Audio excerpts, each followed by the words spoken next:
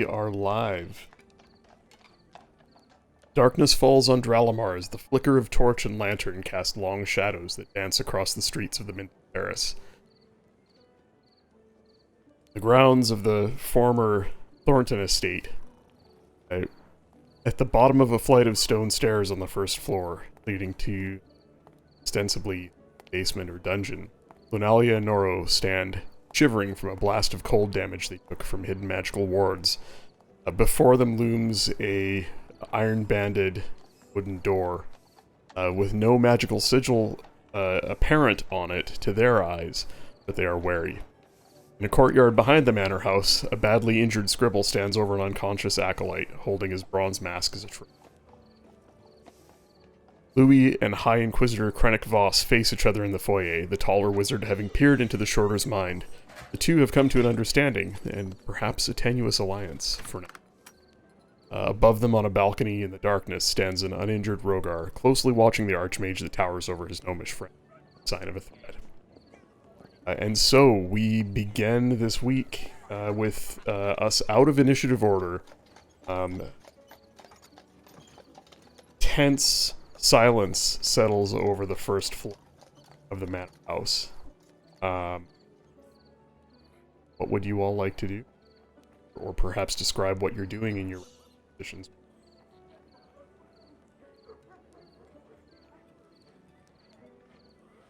Rogar will climb down. Or I guess walk down the wall from the second floor to the first floor. Because I'm pretty sure the last time Louis mentioned that it's alright, basically like stand down.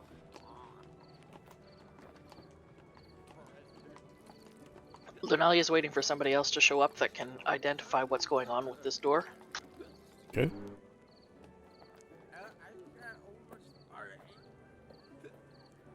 Scribble's like gonna start creeping inside. And remind me, the acolyte that you took down, you did not kill him, right? Yeah, no, I didn't kill this guy out here. I just crit him with my pink sword.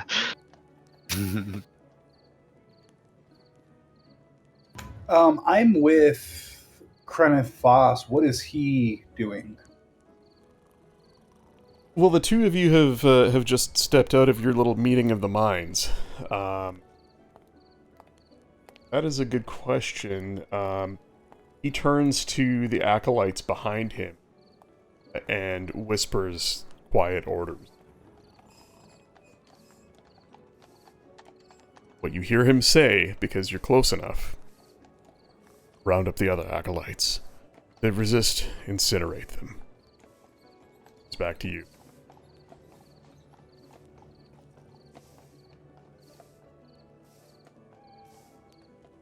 This guy not playing. Look on his face is impassive. He seems to understand that you heard what he said. Like he's not hiding anything.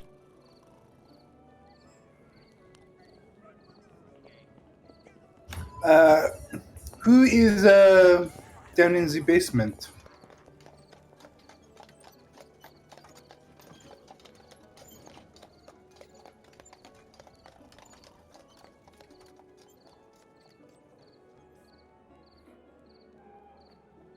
Is he muted? Yeah, he was muted. Sorry, give me a second here. Oh god, where are their names? Ah, there we go. He looks down at you and he says, I intend to find out who's down there, what they're doing. I left my subordinates in charge of this operation. Talgrin Vermeer and Kalos Nauth. What you say is true. They're up to something. I intend to find out what.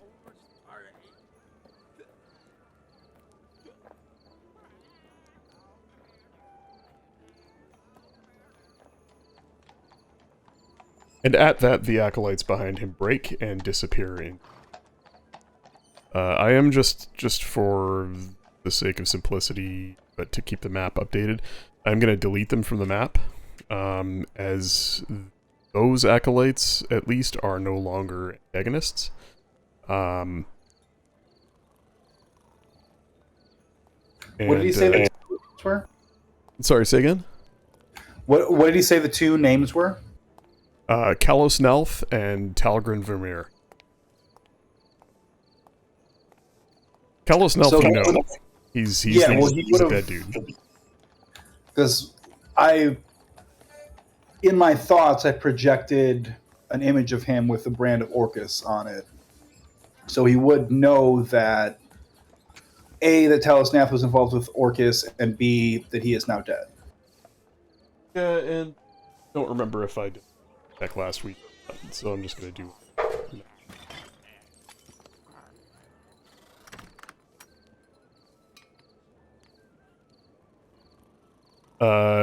Rogar, what are you doing? I believe at the end of the last session, you'd asked Louis if everything was okay, and he basically said yes. Coming down, or are you staying up there? Yes. Okay.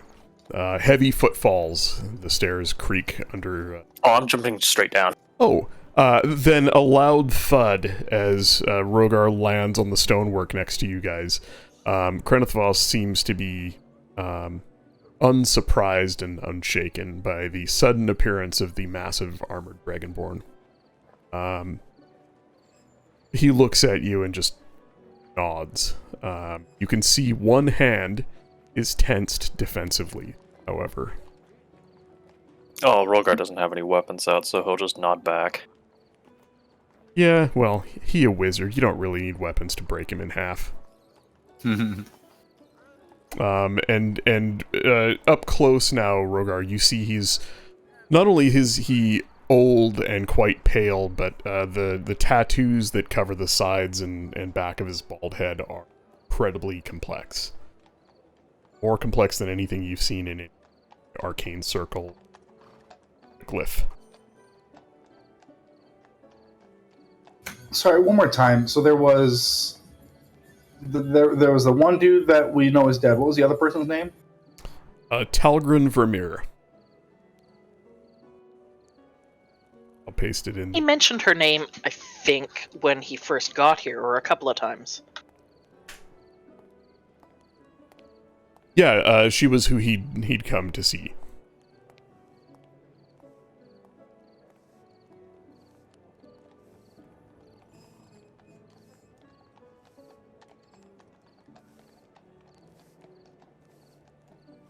Another acolyte approaches him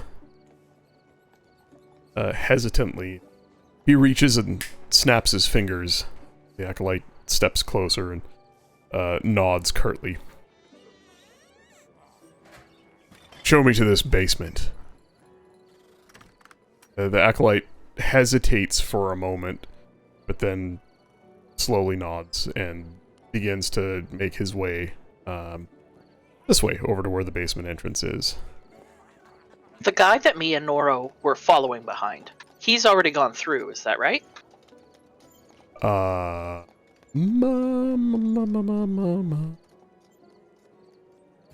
he turned around and tried to attack you, and so you speared him. Yeah. Yes. Right. Oh, right. Yeah, I'm pretty sure he did. And then the blast would have killed him too. Right. Yeah, he's dead, and there is a thick coat of ice that's grown over his body. You are aware of footsteps, some running away, some softly padding along, off in the distance, perhaps over here. There are others in the building, maybe in other rooms and whatnot. And Louis, crossing the foyer now, 3 acolytes, they seem to be gathering in strength as they sweep the building for others to gather them up.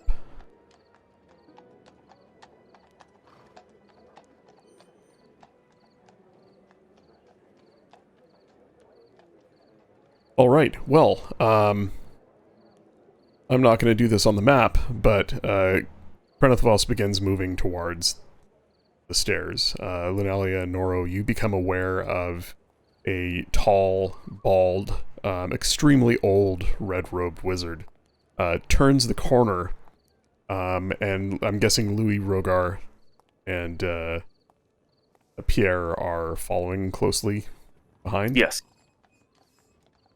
He walks with purpose, but he doesn't walk quickly.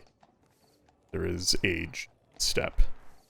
Scribble, as you enter the house, you look down the hall to see a red-robed wizard move rather slowly in the distance, followed by your friends. They do not seem to be fighting. Your friends seem to be following him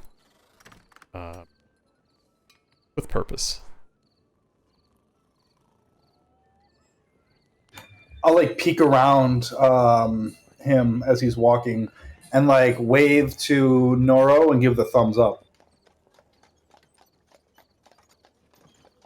Yeah, I'll just follow behind to see what's going on.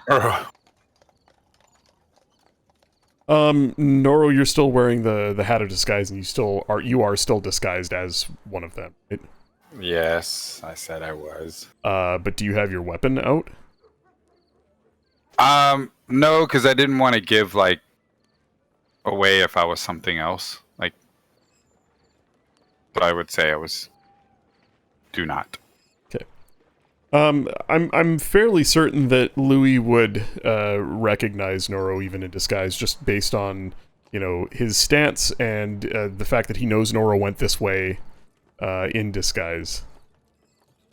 Yeah, and we saw Noro turn into this disguise too, so we know. Yeah, right. Yeah. We know that Yeah. the gigantic acolyte is our friend. Well, remember he is appears a foot shorter than he is, but you also just saw him walk down the hallway like seconds ago. So, Okay. the archmage that appears with your friends in tow, looks at you, sort of cocks his head to one side. You see a gleam in his eyes. He nods and turns. Friend of yours? Yes.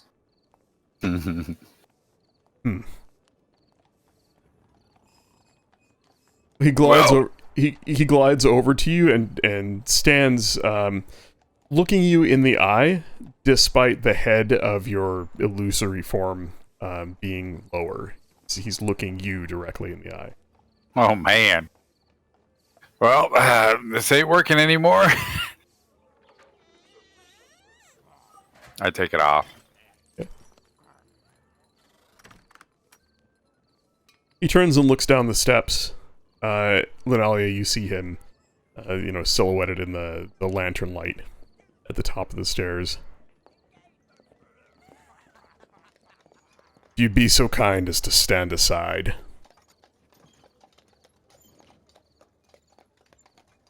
She will, but she has her spear pointed at him. Glides down the stairs. Places a hand on the door.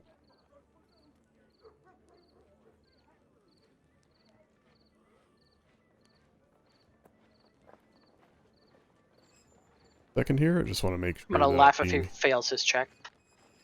Oh shit!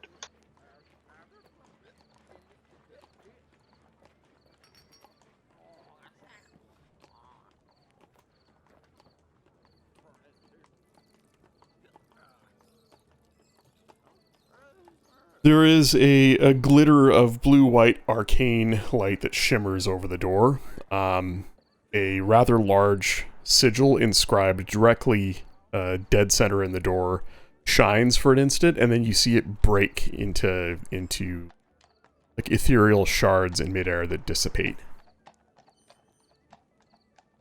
He turns and just nods, a slight smile curling at the corners of his mouth, and flattens himself against the wall. Looks back up the stairs.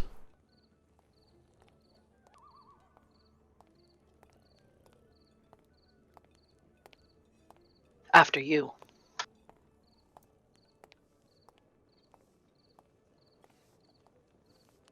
Very well. Down, pulls the door open, and goes through. On the other side, you can see it's rather dark. The flicker of torchlight from down the hall, as he begins to move down a steeply descending ramp. He turns a corner at the bottom. You can see his shadow dancing across the wall in the flickering torchlight, about 20 feet down. Are the rest of you following him? And if so, what is your marching order? Lunalia's like, she's probably only 5 feet behind him. I follow Lunalia. All right. Then Louis, then Rogar, then Scribble. Can we get some tension music instead of town music, please? Yep. Thank you. Blood pressure rising. So, sorry, what's the marching order here? I imagine the order that we're kind of standing in. So Lunalia, Noro, Louis, Rogar, Scribble. I don't know how far Scribble is from the rest of the group.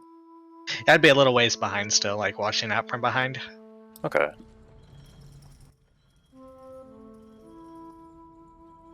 Alia, Noro, Louis, Rogar, Scribble. Got it. You follow the bald man a distance as you pass several storerooms and a cellar that appear to be empty. The cellar itself has a few crates and barrels, but is an occasional sconce on the wall holds a burning torch that dimly lights the space. At the far end of this hall, lined with small storerooms and the large cellar off to the left, an open archway reveals a spiral stair that descends. Wide enough for you to squeeze past one of your friends, or just of your friends, a good 6 feet wide, and it spirals down tightly down and to the left. He takes one look over his shoulder at the rest of you, and then raises his hands to his mouth and whispers an order back to his acolytes. Lunalia, you being closest and with your high passive perception, you hear him just issue a general order to them to hold their positions and guard the first floor. Okay. And he begins to descend the spiral stair. Do all of you follow him? Yes. Okay. Yeah, but I'm still a little ways behind.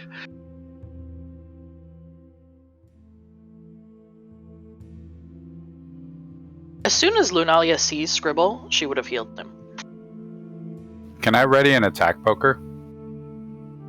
Yeah, you can. I mean, you can, basically each... If we were to fit this into the frame of combat, for each turn that goes by, you ready and then expend without acting, ready to action.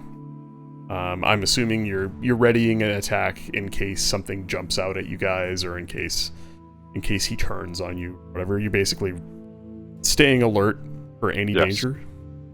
Yes, sir. Okay. Sorry, who is the cure wounds on? That's on Scribble. If he's far enough, like if he's a couple feet back, would that touch spell be able to work on him? Before we went down the stairs, she would have healed him.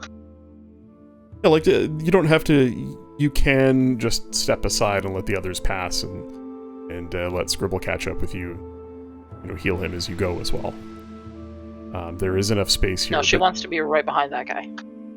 You descend for a while. Minutes go by. One of you with a good survival.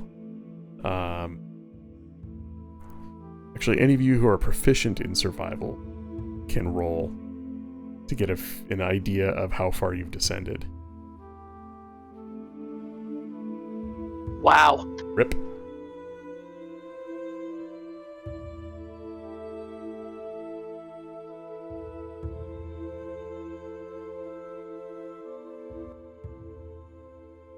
I thought I was good with +2. Rogar +4. Rogar, your gut tells you that you've now descended roughly to sea level. Oh, shit. After some minutes. I mean, the terrace is only, the elevation of the terrace is only a couple 150 feet or so up the cliff face. It's not super high. In fact, Castle Rock itself does not sit all that high above sea. It's not a mountain or anything. It's it would barely even be a hill inland. It's just a massive outcropping. But yeah, you would surmise that you are at or below sea level at this point. As you descend, the air becomes dense and moist. There are drips and drops of perhaps groundwater that's leaked in between the stonework. And the stones underfoot get slippery. There's a bit of moss. You finally reach the bottom of the stair. Before you stands another door. The old wizard places a hand on it. Nods, and then there is another blue-white flash, and an arcane glyph shatters on the door. He goes to try the handle, turns and says, "It's locked.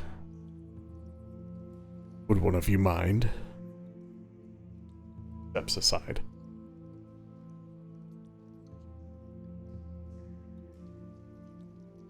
Just a regular lock?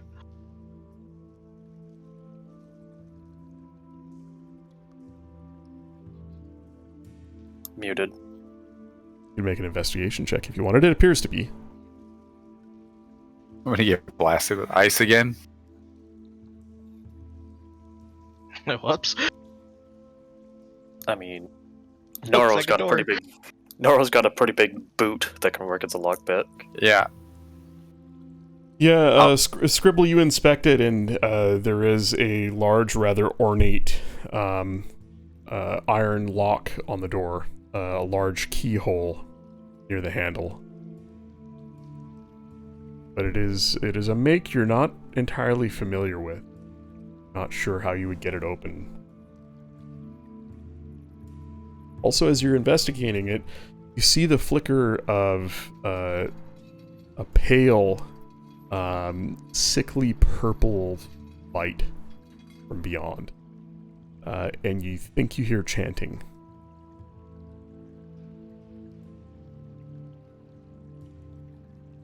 Okay, Yeah, I'll there's give something going on in there. Well, we're not here for nothing. And I just go boot it. Alright. Nice. Go ahead and make an attack roll. I mean, Unarmed attack? Yeah, tell me how you're, do you draw your weapon and try and cut the door in half, or are you gonna just run at it with your shoulder and try and blow it open, or how are you doing it? I'm gonna do Noro things and drop kick it Okay. Yeah, go ahead and make an unarmed to attack roll. fit it. With advantage. Oh gosh, there you go. It's an inanimate object, right? Like, you're gonna hit it. Alright. Yeah. Yay. The attack roll is really just to see if you beat the door's AC. Go ahead and roll unarmed damage. I fought a door and the door won.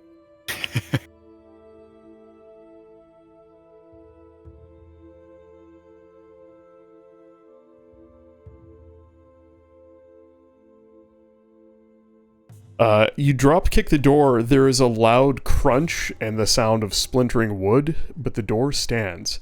Scribble, the lock you inspected, you can see that Noro's physically moved the door. It still appears to be locked. but you heard a sickly screech of twisting metal as well.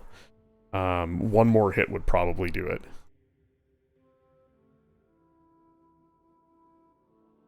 One more try, Noro. Oh, I'm going in.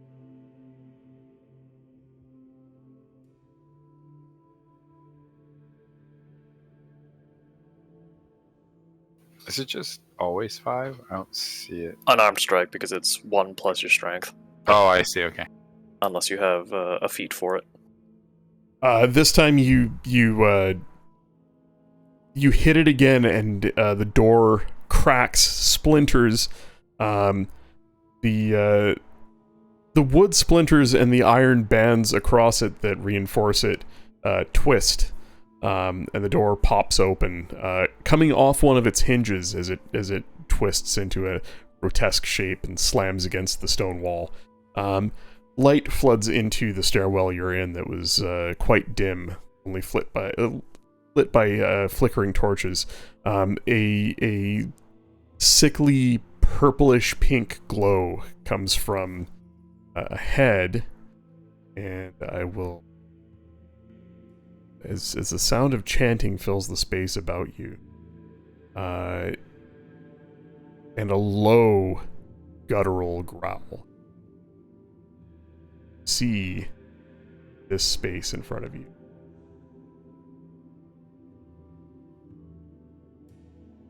25-30 feet ahead of you, a flight of stairs descends into a large octagonal room. From this vantage point, it's hard to see, but there is a hole in the floor. Oddly flickering crystals embedded in the walls, or in columns about the light it with this purplish pink hue. And there is a glow of red from within the pit in the middle of the room.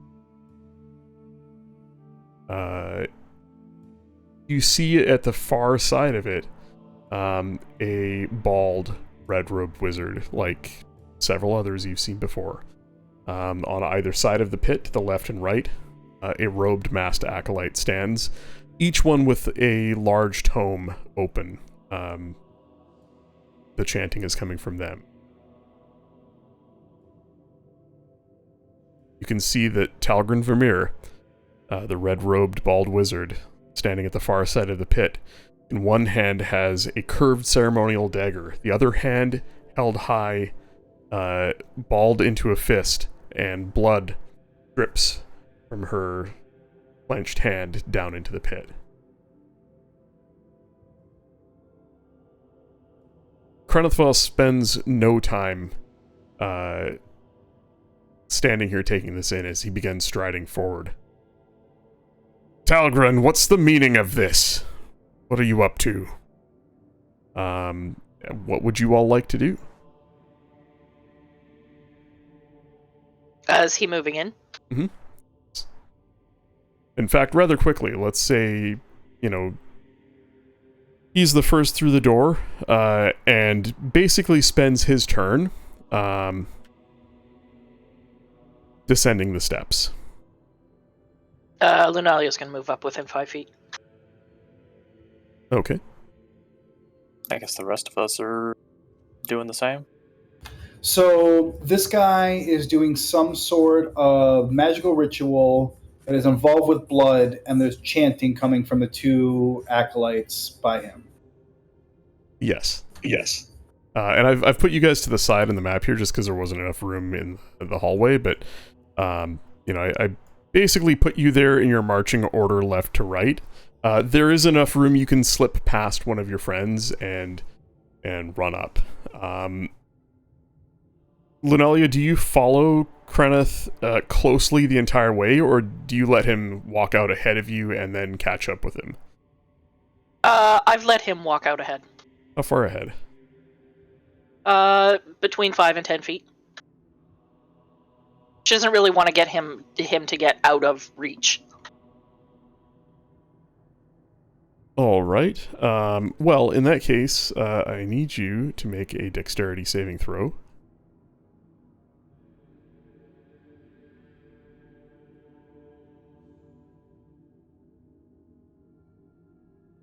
And I'm going to have him make the same. I think that'll probably start off initiative here. Well, so you asked what we wanted to do. I mean, as soon as I analyze what's happening here, there are two people chanting. Mhm. I will cast a 4th level magic missile, sending 3 missiles at each one of the acolytes. Like, I want my goal is to get them to stop their chanting, and we've already seen that they drop easily and that people don't care about their lives. So, yeah, let me know when you want me to roll that. But that would be Louis' first instinct. Okay. Go ahead and move yourself up into a position where you can see them. I'm assuming me describing the room is as you guys are walking down the hall into so like if you're looking at you'd probably have to move up to where Lunalia is or just behind her to actually get line of sight on them. I'm sorry, do the steps go up or down to this octagonal room? The steps go down. Okay. And you are on them. You're Yeah, on the upper... if he went down the stairs, she would have stopped at the top of the stairs. Okay.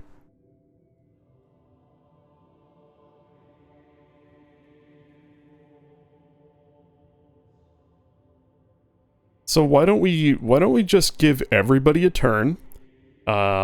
We can just go in order of whoever wants to act first. Like Lunalia is just following. Louis attacking. We'll go around the table and ask everybody what they want to do. Then we'll roll initiative. You can call this a surprise round, just for fun because they're not actually taking any action at this point. But the surprise that kicks all of this off is he sets off a glyph of warning. So I need.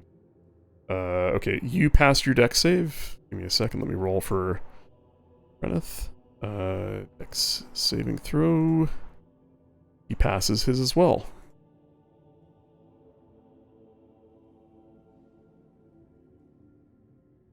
That is 23 halved for a total of 11 points of fire damage. As a small explosion rocks the hallway, the stairway down. The two of you dodged left and right around it and are caught just by the edges of the small fireball that explodes from it. Louis, this pops in front of you, and as you see it fade, you get a clear shot to the two acolytes, with the other two being a little bit down from where you're at. So go ahead and roll your damage for that. So that's going to be 15 points each to the two acolytes. Max damage. And you can target each one separately. Yeah, so I cast it at 4th level, which means that I'll have 6 missiles, and I can send each one of them wherever I want, and they will automatically hit. So I'll send 3 each one. All right, you hit them both, and they fall into the pit and out of sight. Does the chanting stop then? Go ahead and go ahead and hit your button there. Make him yell. Oh, my Wilhelm.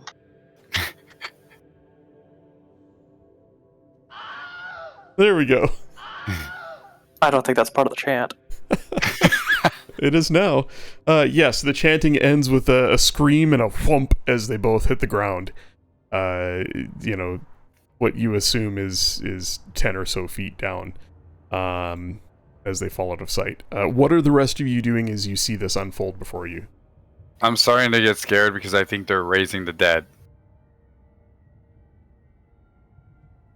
Are they messing with the grave? What are they doing? Raising the dead? Sensing what Nora would be thinking, Lunalia would say they're not raising the dead. But I'm like, okay. I'm definitely readying an attack. Alrighty. Well, Scribble, Rogar, anything? I'll give Scribble a potion of healing if he still needs health. Just a 2d4 plus 2. I'm just gonna throw it in my face. No, I'll like reach behind me and like hand it to you. Force feed it to him. I have one on me. Okay. I picture him taking it, pocketing it, and then taking a different one out and drinking it. All right. Well, if nobody's going to take any other actions, keep in mind in this narrow hallway to slip past your friends to move through their space. I believe it takes twice your movement. Somebody correct me if I'm wrong there. I think that's how it works, which is a fair amount of movement to try and, pardon me, past everybody in the hall. Which means you're going to want to clear the hallways as fast as possible and get into that space. How tall is the ceiling here? The ceiling in the hallway is a good 15 feet. It's a tall, narrow hall. It's about 10 feet and it opens up to, 15 feet, then 20 at the bottom. As the stairs descend, the roof of the hallway runs straight out into the room. And the room, as far as you can tell, has a domed ceiling that is 40 feet or so in height.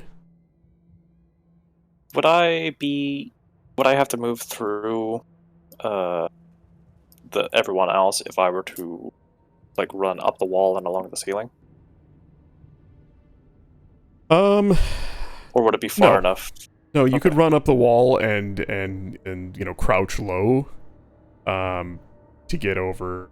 Sorry, I'm just some people here over. Yeah, there'd be enough room if you crouched low to get over them. Okay, I will move about there and on the ceiling or wall, wherever opens out easier. Okay. Scribble, I'll just move all here. Are you doing anything while this one thing happens to everybody, or?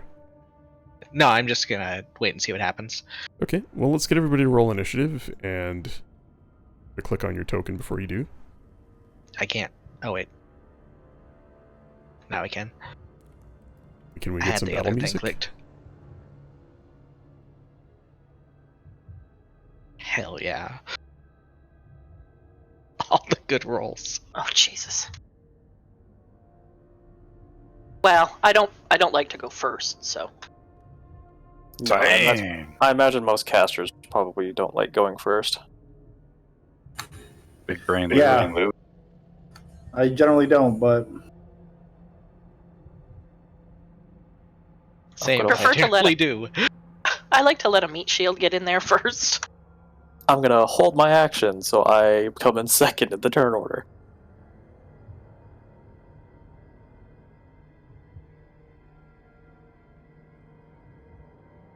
You are second in the turn order.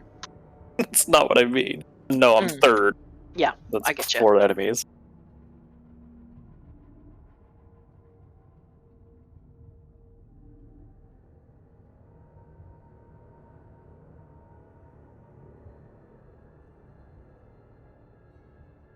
Bear with just a second here. Is that everybody? Let's sort the initiative order descending.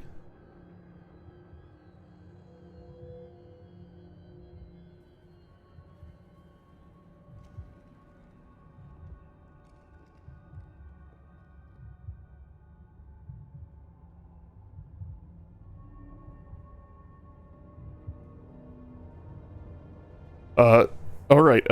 Battle music, perhaps. Yes.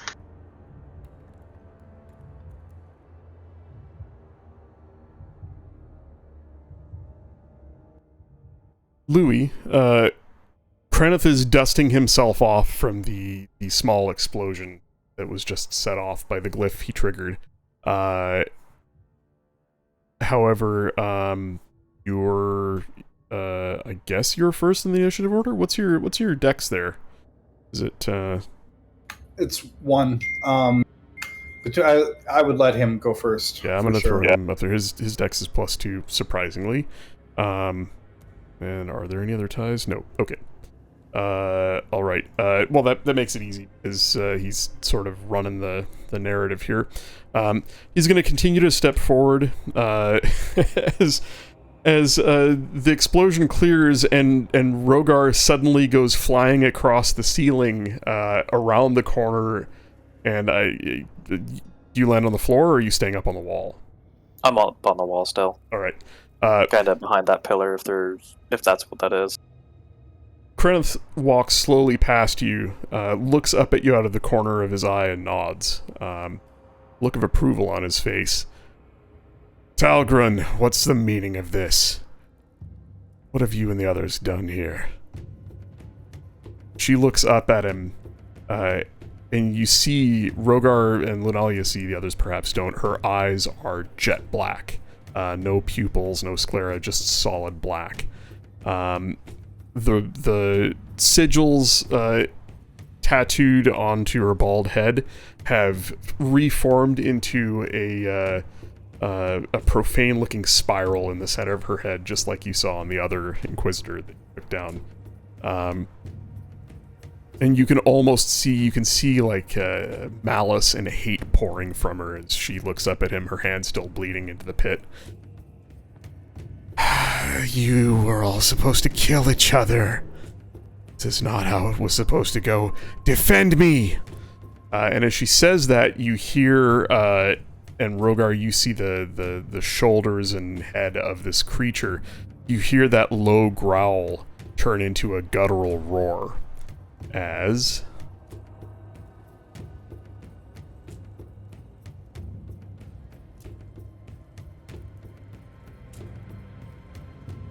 a massive demonic creature covered in spines climbs out of the pit. Put a picture of it up there. Nope. Ain't got no nipples. It hasn't loaded for me yet. It's just a spinning donut right now. Oh, well then do battle with the spinning donut. Forbidden donut. Delicious. Here, I can display a picture in the chat as well. That'll show. Oh, you the gross. picture. Never mind, don't want to see it. This is a large creature. It as it climbs out of the pit, a four-fingered hand with hooked claws digs into the stonework as its beady yellow eyes, glittering in the dim light, shine as its squat, necklace head comes up out of the pit, not more than about 5 feet away from Krenith. And we will put it in the initiative order. Well... Really? There it is. Okay.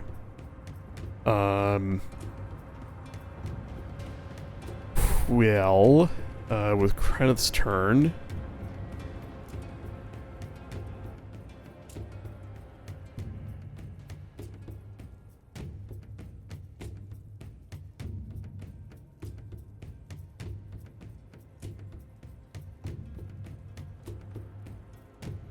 Yeah, he is going to cast...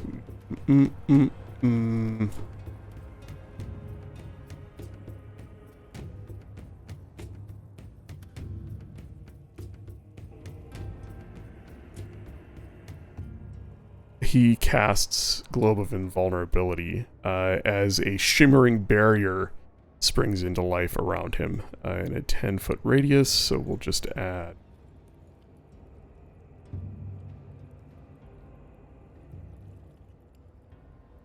You guys see that? You can't. Nope. Yeah, let's see. How about now? Yep. And he is going to, let's see, he walked forward.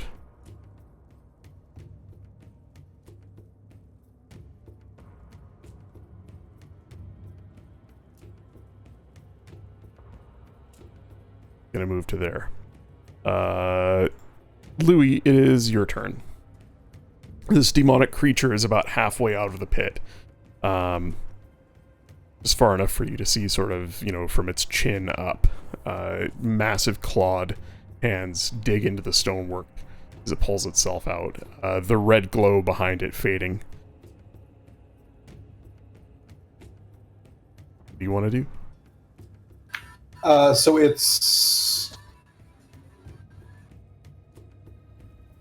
halfway up the side of the. How we don't know how deep this pit is, but this thing is like the top half of it is sticking out here. The top half of it's sticking out. Yeah, like this thing is large enough where hunched over it was hidden in the pit, but based on how far it sounded like the bodies fell that you knocked down, the pit can't be more than deep.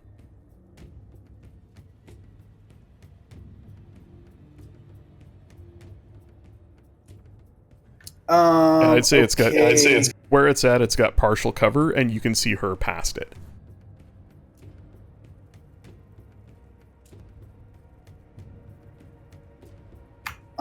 I will give something a try here. I will pull out this little clear crystal globe and out of my component pouch and just like toss it in the air towards him, and it immediately like shoots towards him and goes to engulf him. He needs to make a dexterity saving throw, DC 17. Right. Very safe. The big dude. So mysterious. Chest made. What is it? Globe, or resilience sphere. Yeah, so the globe, like, he dodges out of the way and it fizzles away, and this hallway just keeps on going in a straight line, right? Up the steps? Down, behind us? Down. Oh, behind you? Yeah, it's another, well, just off the edge of the map is the door. Do the stair. And then on the right-hand side here, that's a wall on the edge of what we can see. On the right-hand side is a hallway. On the left-hand side is a hallway. Behind her, there is what looks like used to be a hallway that is caved in. It's blocked off. Let me just reveal a little bit of the light here.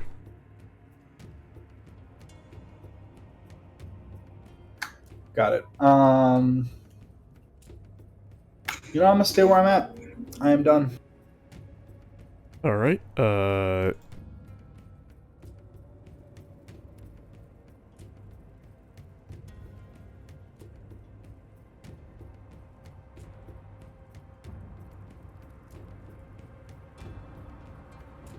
Just a second here. I'm just fixing something, and there we go. Rogar, you see this creature. Sorry, what's the... You've got a little symbol on your token Height. there. Right? It's just to notify that I'm not on the floor, that I'm up on the wall. Cool. When you see this monster claw its way out of the pit, that same sickening feeling passes over.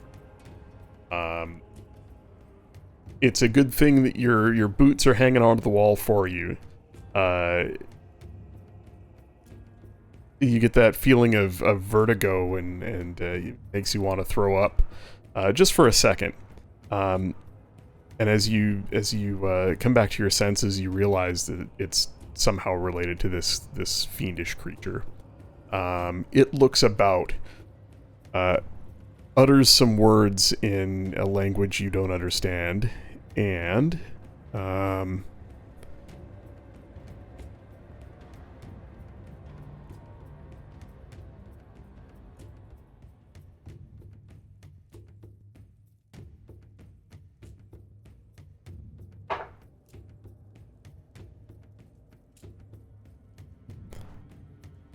climbs the rest of the way out of the pit. Moves up to here, and it's going to attack you. How high up are you? How high up did you say the ceiling was in the hallway? 30 feet. It's a domed ceiling, 30 feet. Let's see, the hallway 10 feet, 20 feet up from the floor, ceiling of the... Okay. So I'd be about there, because I would climb up onto the wall and just basically run straight to be around the corner. Yeah, it's not going to So I attack guess you. Then. 20 feet. You're too high up. It will climb out and attack Kraneth Voss. Put it right there. Alright. Back. I wonder if I can... Can I just roll that by clicking on that? Nope. Well, bite, claw against the wizard. He Damn. really? Wow. Well then,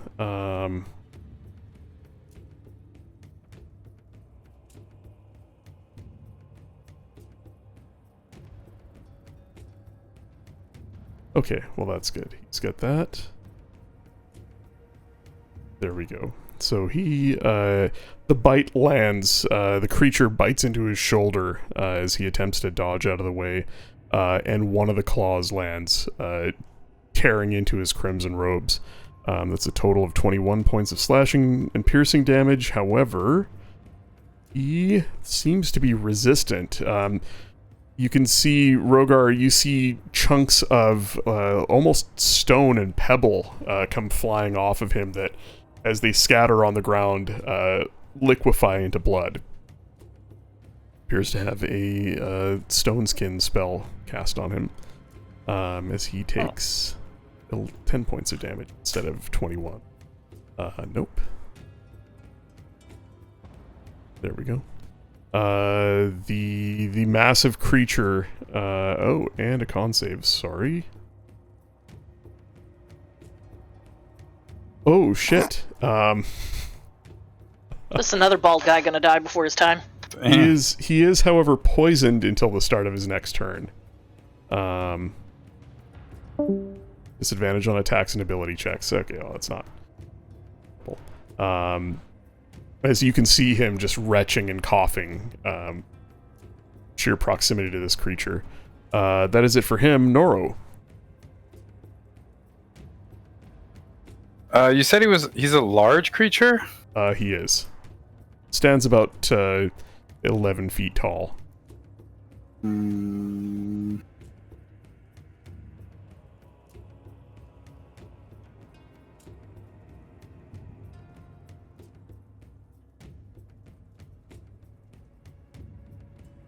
Okay, I'm gonna move up to... Are these pillars right here? I imagine they are. Looks like it. Yes. Okay, then I would like to move up to here. Just keep in mind, moving through Lunalia's space just costs you 10 feet instead of 5 feet of movement. He's a barb. He's got lots of movement.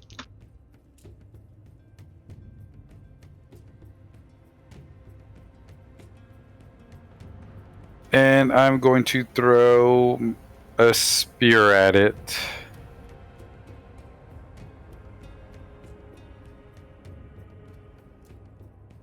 Yeah, I'm gonna throw a spear.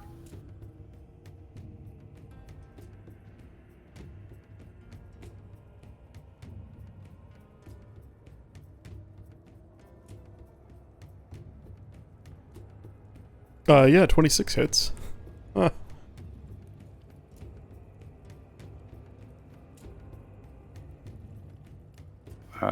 Which one is it?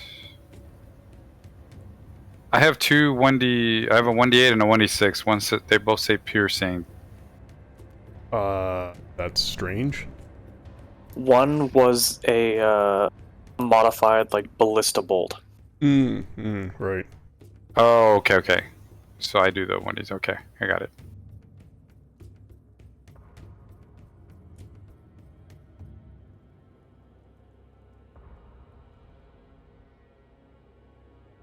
The spear lands in the creature's thorny, scaled, leathery back, dealing a total of 7 points of piercing damage. If I'm reading that right? Mm-hmm. Or why it goes damage twice, but okay. Yeah. A massive clawed hand reaches back and grabs the spear and just tears it out. It clatters on the ground. Second attack? I think he's getting angry. Yes.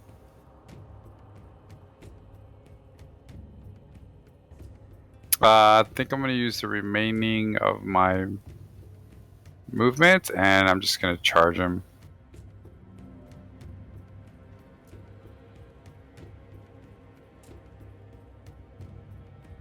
And Soul Drinker his face. One-handed or two-handed? One-handed. Alright. And are you putting any, are you, going to spend any hit dice on it or not? No, not yet. Okay. Why is it not? I guess that's the damage if I hit. Are you hitting the button to the left of the action, or are you just hitting the damage? Oh, that's what it is. Yeah. I'm hitting him individually. I forgot. Oh yeah, there you go. Oh, there you go. 17 actually does hit. Yeah, its AC is 16. Help speed things up. Okay. So a total of what is that? 7, 10 points of slashing damage. 10, yeah.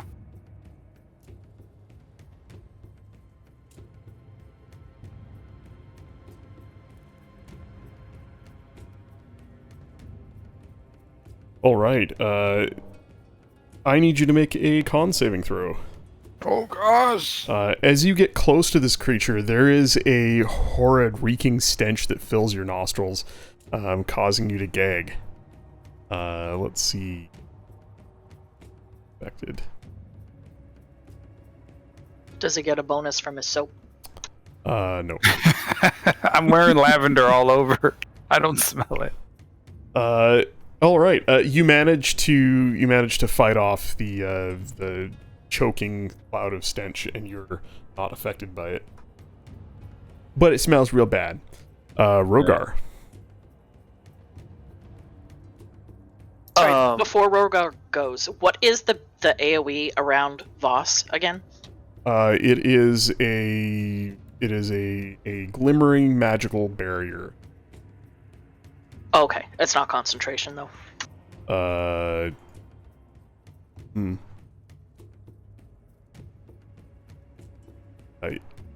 Lunalia wouldn't know that, so you shouldn't either.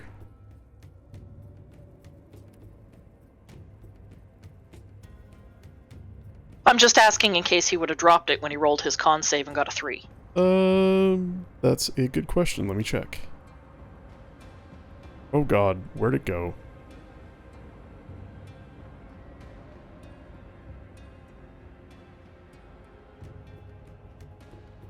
It is. It's the other two things that he has on him that aren't. Con save. That. Yeah, he makes it.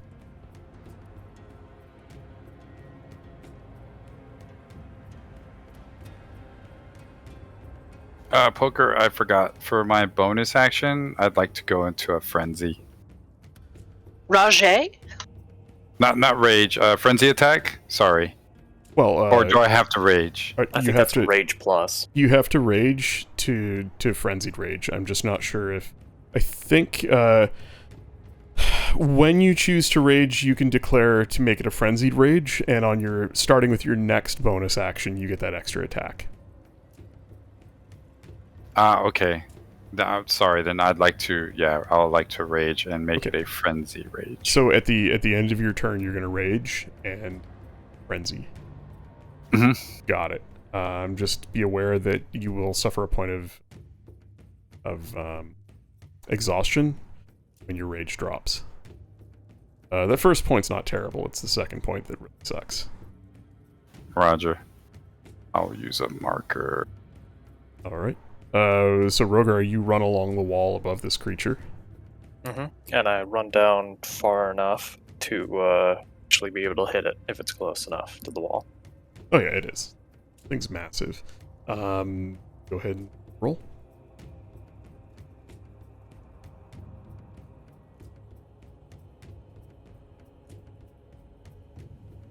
So 1 hit with a maneuver.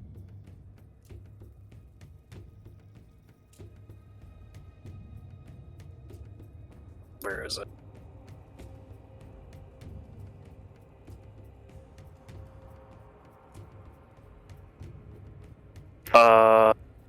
Distracting strike. So when I hit an enemy with an attack, 1 superiority die. Next attack roll against the target by an attacker other than me has advantage if the attack is made before the start of my turn.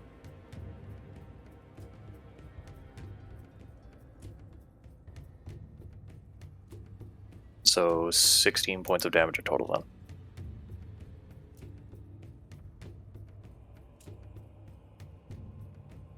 I think you're muted. Sorry, what weapon are you attacking with? The longsword. Dragon Slayer longsword. Magical weapon. Okay. And sorry, how much damage was that? 16 in total. The blade bites. There's a bit of resistance as you cut into its flesh. It's sort of where its neck would be if it had one, and shoulder into the back as the sword cleaves in. The blade slows more than it should, but it rends flesh, and a sickly black blood splatters the stonework about the creature as you cut through it. This thing is tough. Anything else from you? Bonus action? I don't think it would really make much sense to be able to use my Shield Master Shove, so no, that's everything. Alright, Lunalia. Well, she's gonna move down the stairs. The woman across the way, is she still chanting Nope. whatever it is she's doing? Nope. This creature is summoned and here. Okay, she's not And doing anything. She's then. engaging in spellcaster combat with Krenithos and the rest of you. Okay. Lunalia's gonna move out of the way of the hallway. I can get to there. And she's gonna cast Hold Person. Oh, What? Nice. would me and Noro be technically I have pincer attacking? Like would Flanking? yeah, Flanking? flanking. Yeah. Would my attacks have had advantage then, or no? Yes. Okay, I will. Yeah, just make 2 advantage attacks, 1 for each of them. If, nope, and yep. So, Okay. no change. Okay, cool. And sorry, Lunalia, you're casting Hold Person on her? Algren. Yep. So that is a Wisdom DC 15. She's gonna counterspell it. Oh.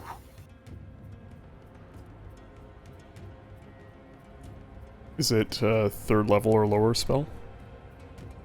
It is 3rd level. Okay. Then she sees you run over there and cast the spell. She just throws up a hand and blocks it. You can actually see a flash in midair as the spell fizzles. That is her reaction. Anything else? Bonus action? Any other movement? I can't cast a spell as a bonus action, can I? No, because you already cast a spell, but do you have any other spells you can cast as a bonus action? Yeah. Sorry, can I counterspell her counterspell? You absolutely can. Is she in range? I think don't. it's 60 feet. I think it's 60 feet. Yeah, I think it's 60. I'm just gonna look it up. Yeah, 60 feet. Yeah, I don't know what I thought was 30. There's something else that's 30. Good. You counterspell the counterspell then.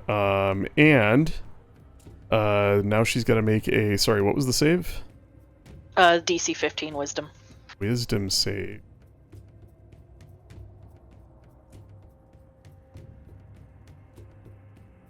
She makes it.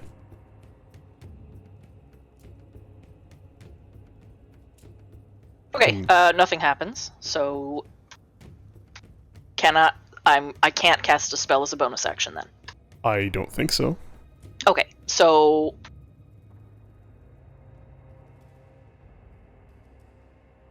she's done then.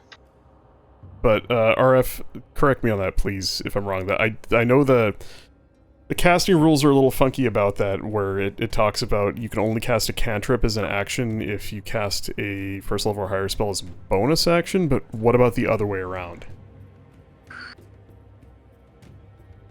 I'm pretty sure it's that you can only cast.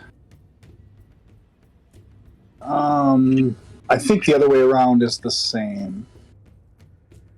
Like, you can't cast a spell as an action and as a bonus action. Right. If you use if you use a bonus action spell, you can only cast a cantrip as an action. So it stands to reason that if you cast a spell as an action, you could only cast a cantrip as a bonus action.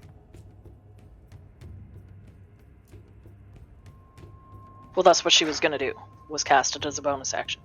That's fine. Her turn's done.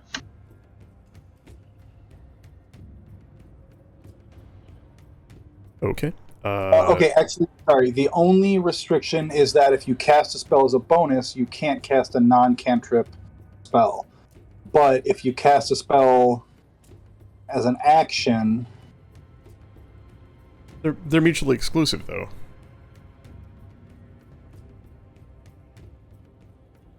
Like, you would just evade the rule by always taking your bonus action after your action. Yeah, okay. You know Yeah. what I mean? So no, you can't. There are ways to, like, kind of get around it, but... I think the rule is written that way because there are no bonus action cantrips, but I might be wrong with you. You know what I mean? I think the only bonus action spells are actual first level and above, like Yeah. Healing Word or whatever. Yeah, I mean, we can discuss it after the game. Let's just move to the next person. Yeah. Well, it's important to get it right, though. So that one is worth discussing. Let's see. Okay, and Scribble, it's to you.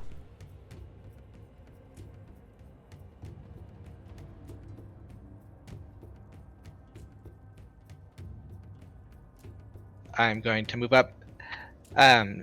Since Louis and I are small, do I still have a penalty for moving by him?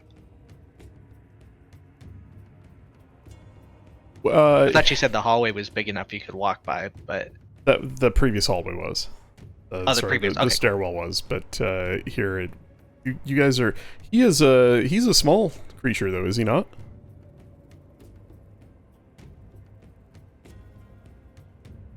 Well, I mean, Well, Noro took a penalty to move past me. Yeah, but you're not But a he's small big. creature. I'm asking is Nora's no bigger than you are. Oh. You're both medium creatures.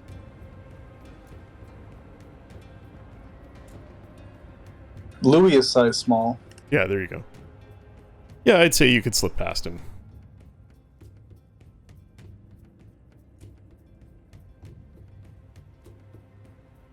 Then I'm going to move up to here and then cast darkness around Talgren. Nice.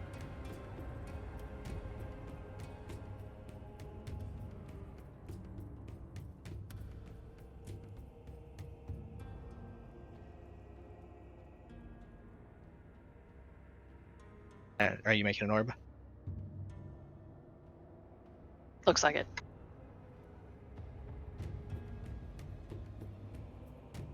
Yeah, that'll work. Okay, you should have control over that. Place it where you want.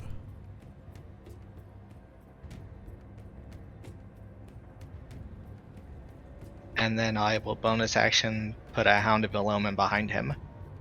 Sure. Her, sorry.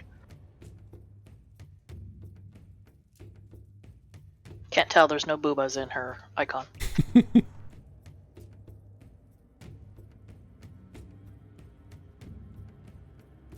Should just be boobas. icons. I don't know about that. So your hound would also be considered blind, right? Maybe he's got a good Ah. sniffer. Yeah, I don't know. Probably. Yeah, that sounds about right. I mean, it would make sense. Yeah, like there's nothing in the text about him that that says he's immune to spell effects. So so he could attack her, but it would be with disadvantage. And he goes right after you, right? Yeah.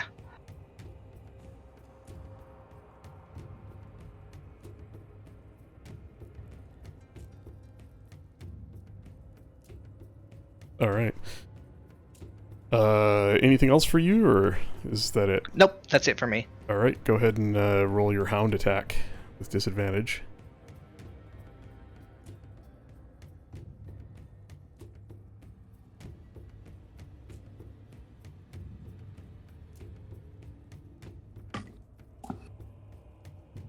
Nice. Oh shit! Well, that lands. Wow. Spider in the booba. 10 points of piercing damage. I don't know what the plus is for. I have no idea. It's never had that before. Yeah, it's weird. It might be because there's a bonus effect of knocking it down. Oh, right, and that's that is what a strength saving throw to avoid being Yeah, knocked down. strength 13. Strength 13. Knockdown. A prone. Alrighty. 10 points. Is the hound's damage considered magical damage or not? You got me. Isn't that a physical attack? It's a dire wolf, but it's kind of a magical dire wolf. Oh. If it doesn't say that it's magical damage in the text, then it's Yeah, it would be in the text on your character sheet for the ability where it talks about the modifiers to the direwolf stat block. So if Pierre slaps somebody, it's physical attack, even though he's ethereal. Well, he Pierre can't. would never. Oh, It doesn't say it is. okay. Alrighty. Then yeah.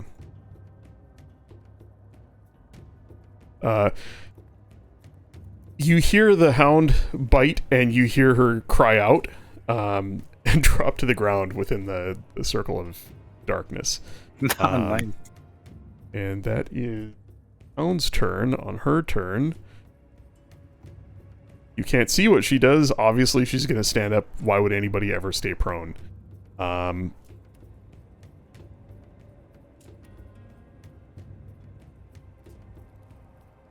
If she walks away from the hound, would it still get an attack of opportunity? I would assume so. I suppose. Even though it can't see her.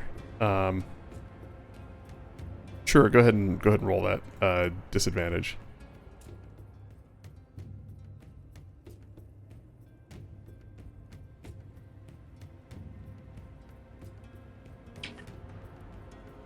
Okay. Nope. That just misses. Oh, sorry, no, the 6 definitely misses.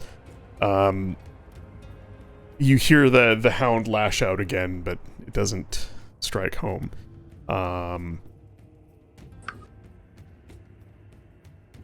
He is going to... But does she know which way to go? Well, yeah, I mean, she knows where she was facing and where she's standing. And she can feel the edge of the pit. I meant to get out of the darkness. Oh, I don't know. She's gonna pick a direction and just move until she clears it. When you can see. Thank you. Okay. Oh, okay. So it doesn't. Yeah. Yeah, I was kind of wondering about that. I couldn't remember the text on it. Let's see. She is going to...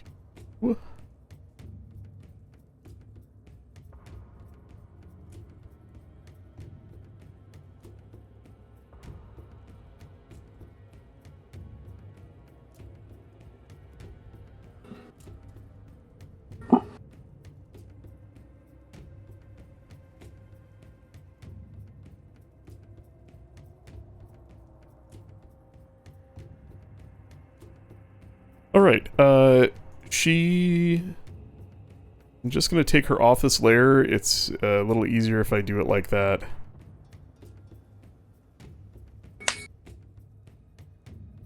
Because you don't know what she does.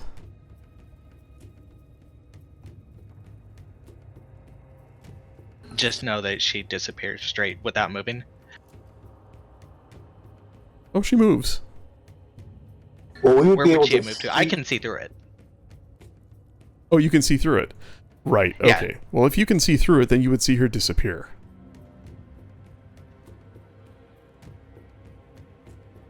Do I know which way she would have gone, though? She stands up, and as she does, she casts a spell and disappears. Okay, so she didn't run and then disappear. Correct. Why won't you select her? Nope.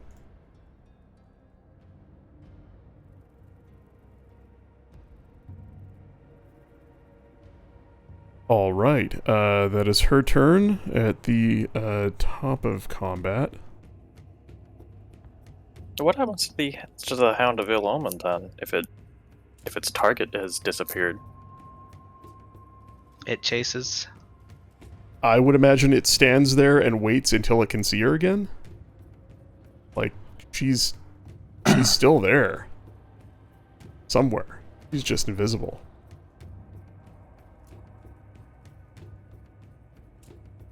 So at the start of its turn, the Hound automatically knows its target's location. If the target was hidden, it is no longer hidden from the Hound.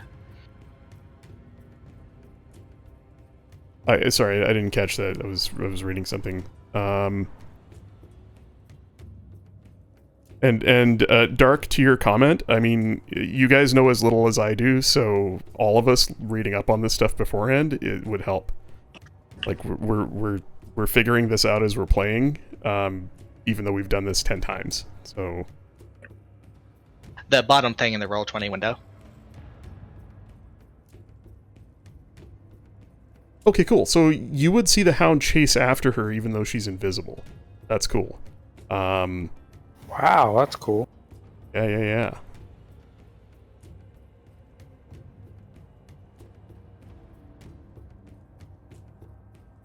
Alrighty. At the top of combat, Reneth Voss. Ooh, what is he gonna do? He is going to cast. Nope, because that'll hit. Nope.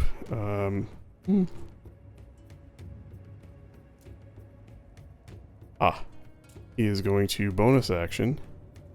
Misty Step. 30 feet.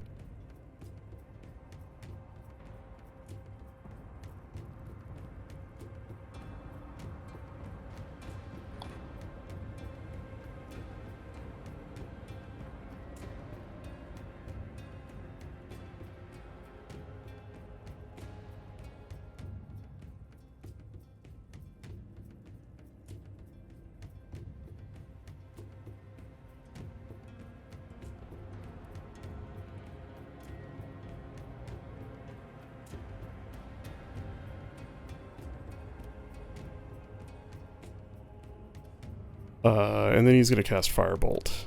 Ranged spell attack against the target. It's the Ezru 16, and that is enough to hit it. Yes, it is.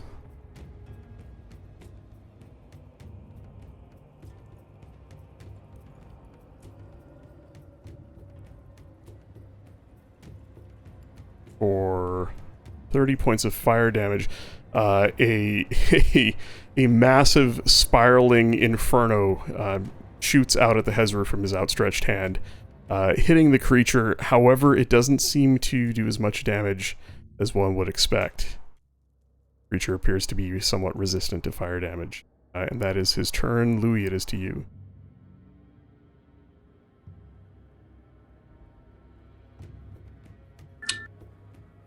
Okay.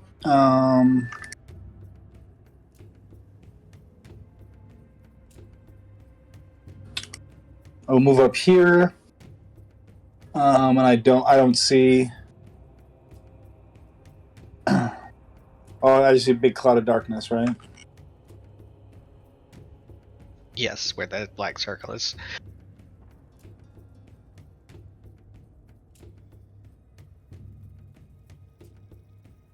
I will.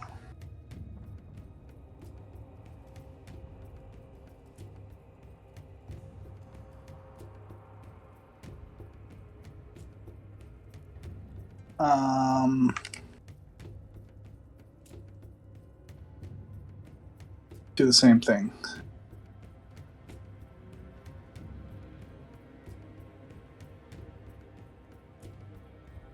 Why did it roll twice? guess just- Oh, that's the weird. Yeah, so the first one, 11 damage, 11 fire damage to the big dude, which it's bloodied, right? It's bloodied. Oh, sorry, that's an old term for 4th edition. What's the red dot next to it?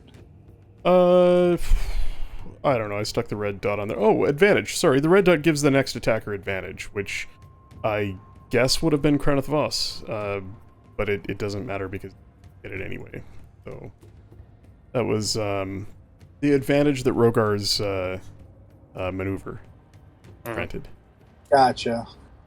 Sorry, in my other game we used that as to mark bloodied, which means it's less than half, which is like something from 4th edition we've always carried over. I assumed it was that. Never mind. Yeah, just the firebolts. I'm up at the mouth there. That was 10, 15. You know what? I'm actually going to move into the globe. Cool. And I am done. That globe of invulnerability is pretty good if you can. Again, the firebolt. Is the darkness? The darkness does not penetrate into the globe, does it? I don't think it does. The spell text says, the area within the barrier is excluded from the areas affected by such spells. Yeah, so spells of 5th level or lower cast from outside of the barrier can't affect creatures or within it. So its AoE does not extend, and so that portion between here is visible. Neat. It just takes a big bite out of the darkness. And she's not in that though, right? She is not. Cool. All right. On the Hezru's turn, Rogar, you didn't back out of range, right? No, I did not. All right. Well, it's going to attack you with bite and claws. Ooh. One of those hits, I'm assuming. First one hits. The first one hits. That is 17 points of piercing damage. It turns around and snaps at you, grabbing your leg. And I think that's going to be its turn. Noro, you are not affected by its stench, and you're immune to it for 24 hours. It's to you. Oh, sweet. Okay. Noro kind of yells at Rogar and asks him, what kind of meal can we make out of this thing? As I attack.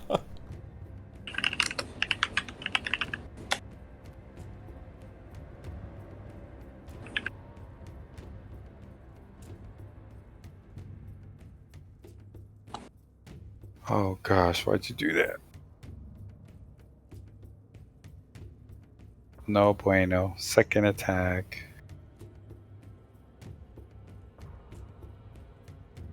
Don't forget, you can declare these. Sorry, you get advantage on these.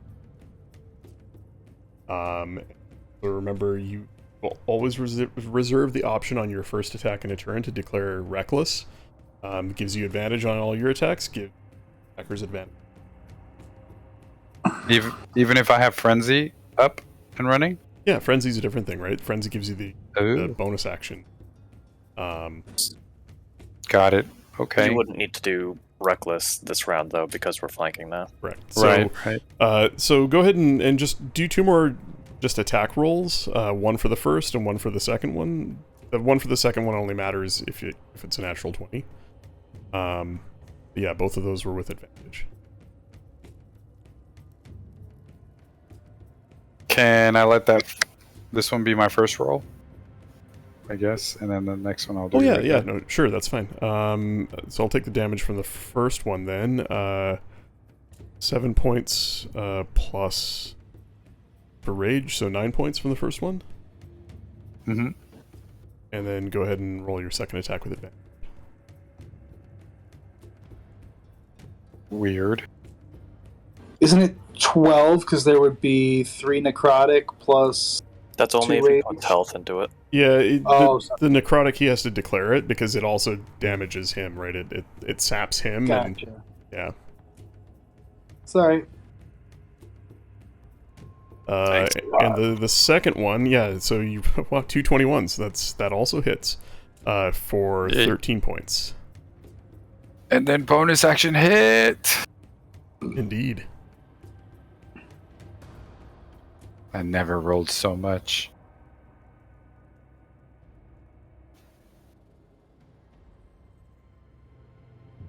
Oh. Oh, I crit. well then. I crit my pants. That's weird how it cut it across 2 different messages. Mm-hmm. Wacky. Yeah, I don't understand. All right. So one-headed slashing damage of 11. Plus 2 rage is 13. Plus max dice, so plus another 8, 13 and 8, 21 points of damage.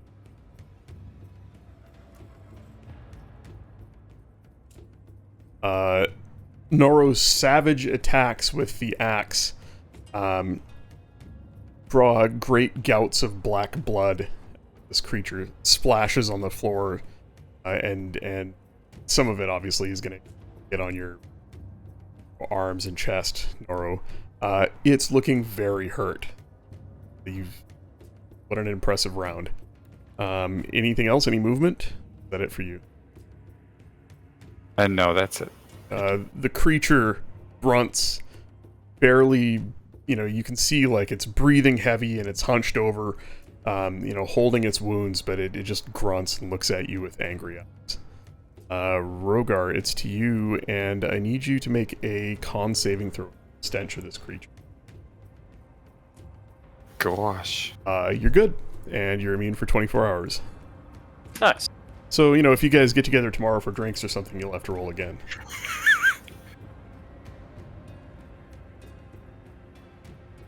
Nice. Oh, nice again. Yeah, 25 definitely hits. Carving into it for 10 points, and I'm guessing that's another 7 for... From a maneuver. He needs to make a wisdom saving throw. Wisdom saving throw. He is frightened of me until my next round. And that's just... You know what? I can't... Rogar doesn't want to get showed up. Action surge. Oh, nice. Proper. And that's just the standard... Oh! Oh, shit! More damage. Nice. So we get a D8 plus 6, 2 plus 6, that's 8 points, plus another 8 is 16 points. What is the... Damn. Oh, sorry, these are 2 separate rolls. Yes. Okay, so that's 16 points from the crit, plus another 13 points from the other hit. 29, he had 23 hit points left. How do you finish him off? Damn, dude. Oh, nice. So good. Remember, you're standing on the wall, 10, 12 feet up, hacking into his, his head and shoulder. But I guess just off with the head. I guess. Wait, he was facing me. So yeah, I guess just sword kind of like across his mouth and just shave off the top of his head. Nice. Nice. Well, he doesn't have much of a neck, but you, like running down the wall, you go at him with the sword and just cleave off like the front of his face and chest. Noro, this this huge mass of gore just lands at your feet and splashes both black blood as the creature's body slumps to the ground and actually quickly begins to dissolve into a puddle of black goo. Nice. Rogar's going to end his turn by pointing at Noro. We're not eating it. Nice. And It's not edible. not edible. Nice. Dude, that was savage. That was the most savageness I've ever seen. Anything is edible if you try hard enough. Maybe. But Rogar doesn't want to cook this thing because he's getting a horrible feeling from it. Yeah, Action Surge is ridiculous, especially with That was- some hot rolls. That was All good. right, that is your turn. Unless you've got any movement you want to do now that you're not engaged anymore, you could really move. I guess I would just be on the floor. All right.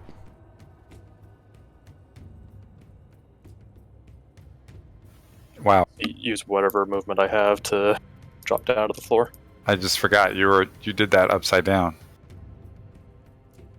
Not upside down, but like hanging Wow. off the wall. Right. It's pretty badass.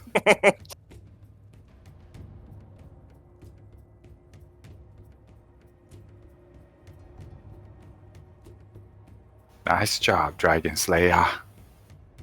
I'm gonna move this. Dribble, you can't move your darkness, right? I'm just gonna move it to the map layer so that it's apparently disappeared.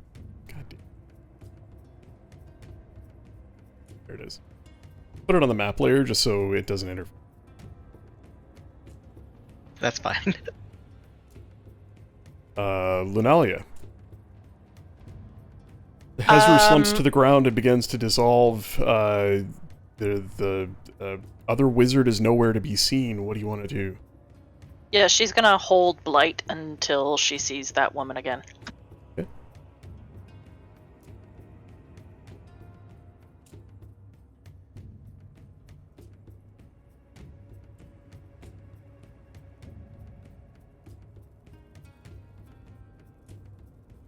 Scribble.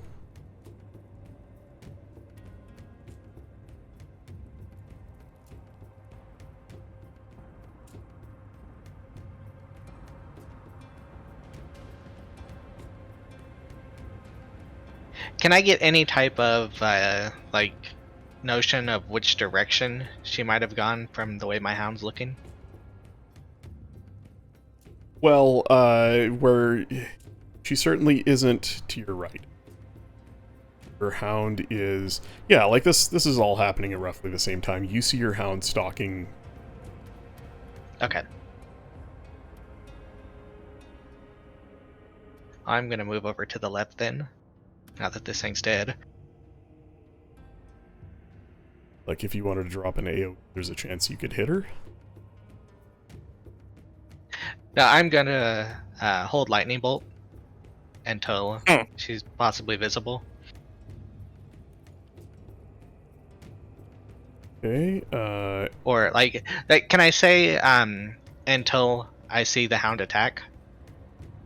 yeah, I mean that's a tough one because she's still invisible even though the hound's attacking her, right? It would have to break her concentration for you to be able to see and target her. Spell.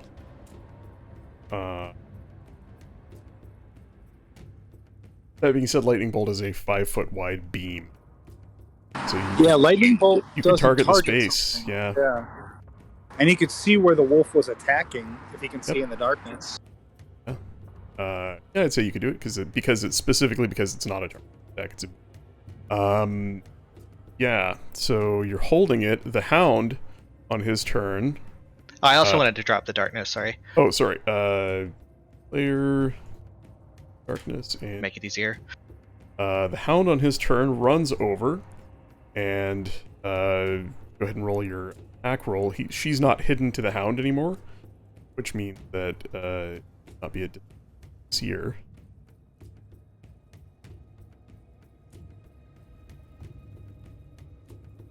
Bam.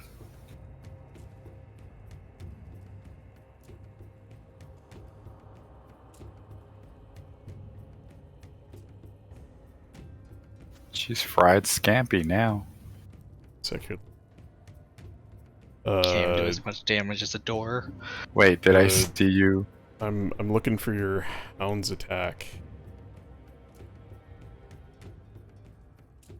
Oh, you wanted me to roll for the hound? Yeah, go ahead and roll for the hound too. Oh, as well, yeah. And you also have to dig out a bit of fur and a rod of amber. Oh yeah, that hits. Let's do a strength save. Oh, nice. La prone. The lightning bolt. The lightning bolt is gonna hit, and let's do a dex save for that. He makes the dex save and takes half damage. Yes. Points of damage.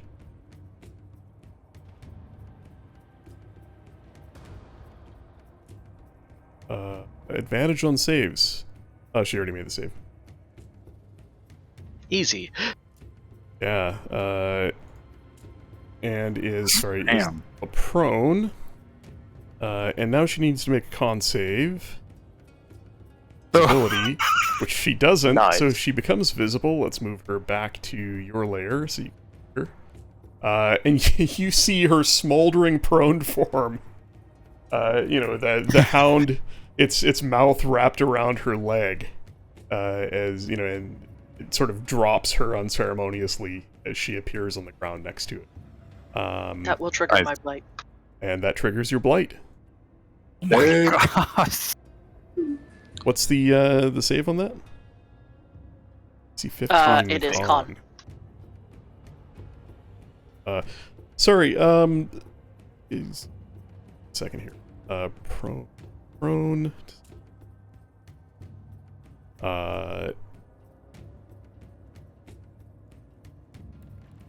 It was the shittiest blight I've ever rolled. Oh yeah, that's like Actually, 3 ones. She does get Oh my advantage God. on that because of her magic resistance. So she takes half Oh. of that into necrotic damage. Yes. This dark energy surrounds her, causing her skin to sag and her eyes to darken for a bit. Spell hits, but perhaps doesn't like it to. Nevertheless, it's looking hurt. Is the hound's turn. Held action. It is now her turn. Well, as we do each turn, she's going to stand up. God damn it.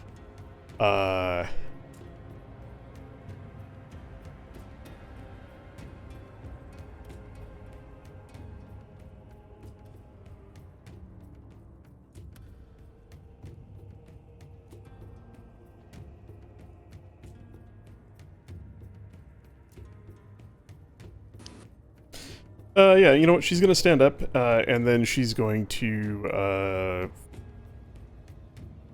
she does what spelled. That's okay.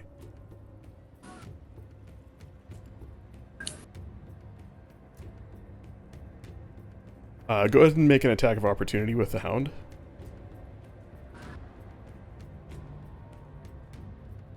It's okay. Counter spells on a 15-second cooldown. Oh my god. Oh, wow. What is that? So 10 points plus 2d6 plus an extra 12, so 10, 22 points of damage total, and another strength save. Please make it. Fuck. Down she goes again. That's on every attack, isn't it? Yes, Yeah. the freaking dog. Oh my god. And 24 points of physical damage. Oh, I don't think it's that much, is it? it's not actually. It's halved because she has stone skin up. No, it's 10 points of piercing damage, and where you see the 8 critical, if we treat him like a player character where we do max dice, it's another 2d6, right? It does 2d6 damage, 2d6 plus 3. So when you crit, it does an extra 12 extra max dice on 2d6. So Oh, okay. yeah, sorry, 22 points of damage, or actually, just need to go back and have the last bite it did. So,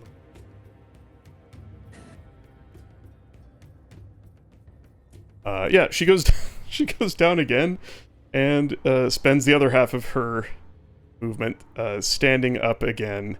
It is technically, I think. Or no, it's half of your. Yeah, never mind. Yeah, Sorry. it's half your movement again, but she does still have an action this turn. She's gonna take that action to move through.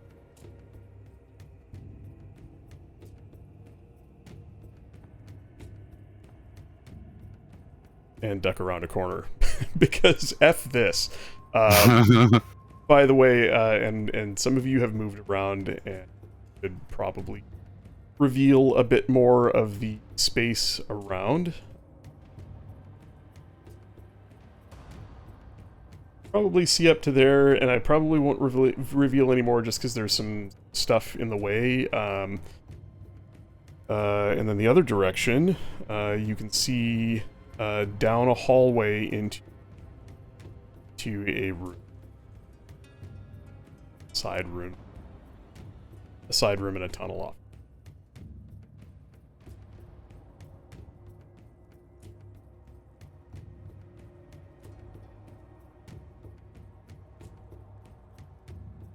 Well, at least we don't have to worry about anyone coming down the stairs, because Pierre's guarding the hallway. You got this, Pierre. Do not worry.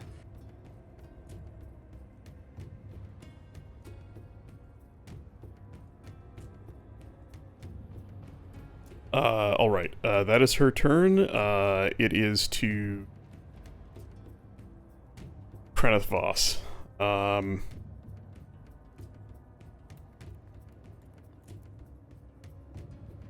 Yeah. He is going to go after her. Let's see. He's going to use Misty Step as a bonus action. Go 30 feet. He just turns and looks at the rest of you and says, "Secure the chamber. I will take care of her." Another 30 feet. Into the room.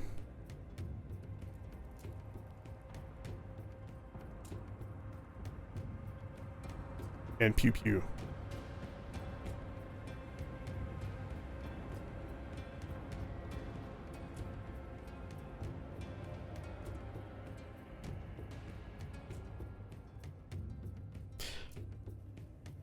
He's gonna make her roll.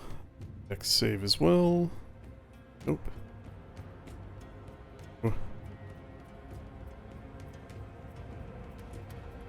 What the fuck? Makes it his lightning bolt.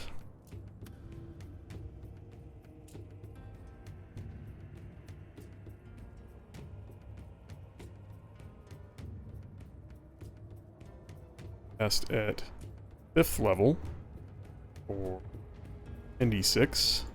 Had to show me up. But it sucked. A total of 34 points of damage is halved. Wow.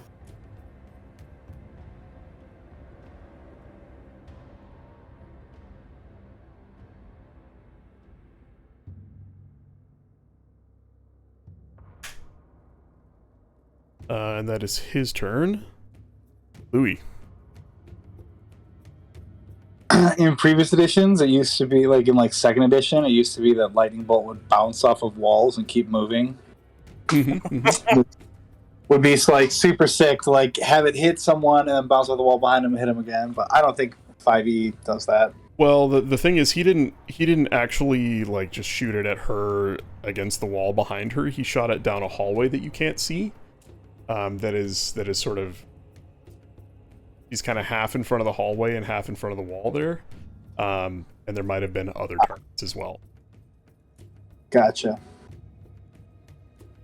That simply put, you.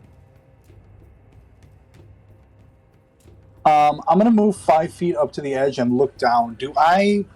Does it seem like there is some kind of spell? Like, I mean, he said secure the chamber, I'll take care of this. And I don't necessarily think that I want to, just be like, all right, cool, that's handled. But, I do want to stop and take a look around here.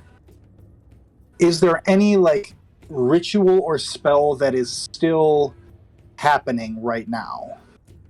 You can make an Arcana check as you examine the complex arcane circle inscribed on the ground. It seems to have been activated in part by blood. There is a faint glow to it but it is fading quickly.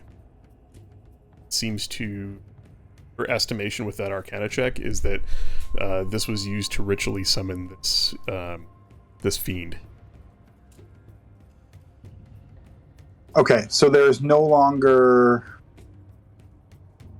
a ritual happening. There's not more that is to come with this, from what I can tell. Your estimation is that there was more to come, and this is all that got through. Got it. Due to stopping them. Do I feel like this could be reactivated? Do I want to, is it worth throwing a dispel at this, or do I think that at this point this is inactive? It looks like it's inactive. It looks like it's dying down.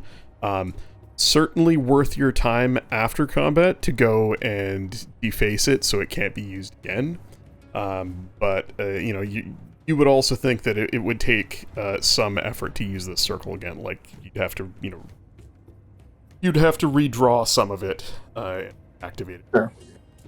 But yeah, it wouldn't be a bad idea to wreck it afterward. So I put on a campfire, just pee on it. Yep. All right, so it was 5, 10, 15, 20, 25. I'll delete this guy here. And then, just for kicks, I will reach in and pull out a little pinch of what looks like powdered iron and blow it from my fingers to Noro, and he grows to twice his size. So Noro is enlarged. Oh. Which means that you are doubled in size, you are large, and you'll get 1d4 extra damage on all of your attacks. And you have an advantage on strength checks and strength saving throws, which I think you already had. Yeah. That was a big boy. Wow. And that is what I am currently concentrating on. All right. Just so that we're clear, a large creature can squeeze through a passage that's only 5 feet wide, spending 1 extra foot for every foot it moves there, and you have disadvantage on attacks and dex saving throws while squeezing. So, Noro, the 10-foot hallway here would take you 20 feet of squeeze through. Same goes for the I didn't hallway, realize. so. I guess I didn't realize it's only 5 feet. Sorry. It's okay. But I mean, he can still get through it, right? It's the only time it's really a problem is if he decides to stop there, then he's going to have disadvantage on stuff. I'll leave that rule up just so we've got actually here. Paste them. Noro's panicking, calling you a witch. What are you doing to me? C'est bon, and I give him the thumbs up. Alrighty, Noro, it is to you, and there seems to be nobody here, but there are hallways to either side, one of which you know that Talgren went down.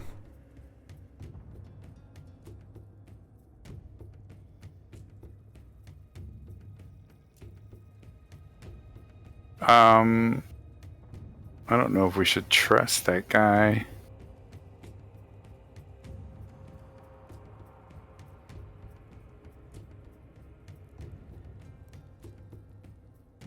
Is this? Did you want me to go down there, Louis? I want you to be big and fuck shit up, bro. Oh shit! All right, then I am going to.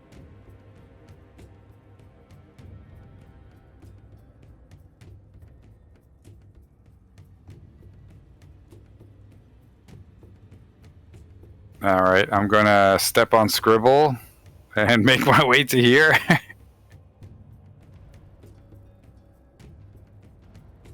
What?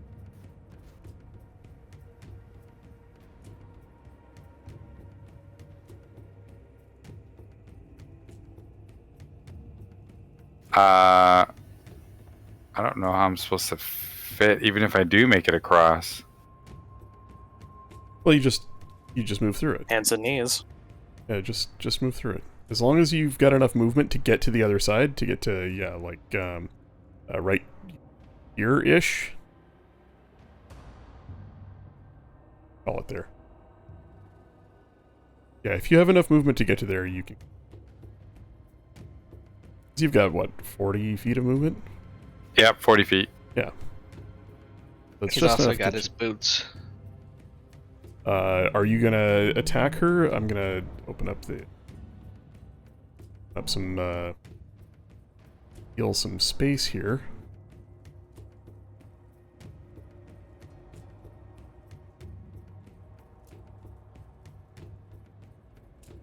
What the fuck is Keldrum taking a nap for?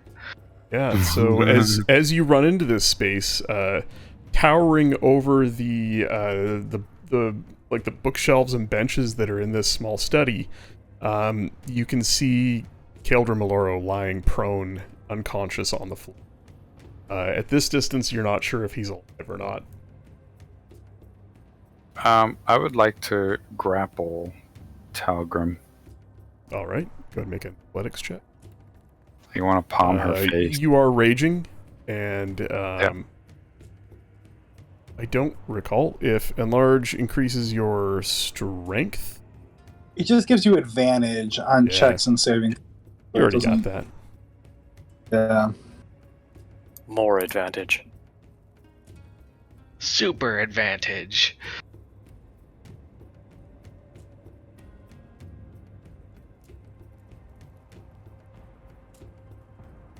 Well, she's gonna try and make a dex save to wriggle out of that, and she does not. You get hands on her. Okay. I kind of put her like in a bear hug, like trying to control her hands so she can't cast anything. Not to say she could probably cast something by saying something, but Noro not understanding what witches do. I mean, She's just bear hugger. classically, all you can do is keep her from moving with a grapple. That's what I'm gonna do. You could make an unarmed attack to try and grab like one of her hands while you have her grappled. Okay. It's going to be harder than it's going to be higher than just her regular AC, but see what happens. If you wanted to do that, you could also just punch her, or hit her with the axe, or pick her up and move her. Half your movement's done. Yeah, I just wanted to pick her up and bear hug squeeze her, but not kill her. Kind of get her to submit. Yeah, it's a... Oh. Yeah, so I was going to go with the +5. +5 to her AC for, it being harder to, grab her. Oh my god, rolls are on fire today.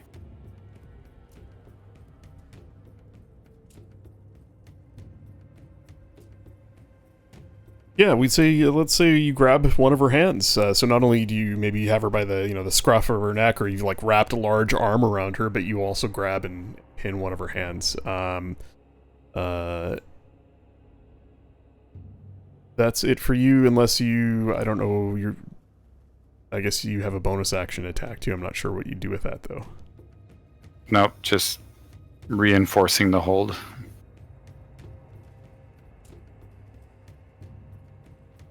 Rogar. I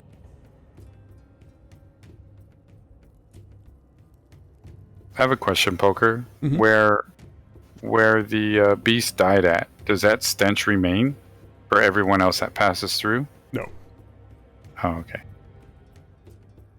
And actually, there's probably not a lot of it left. When fiends die, they kind of don't die. They just go back to their home plane.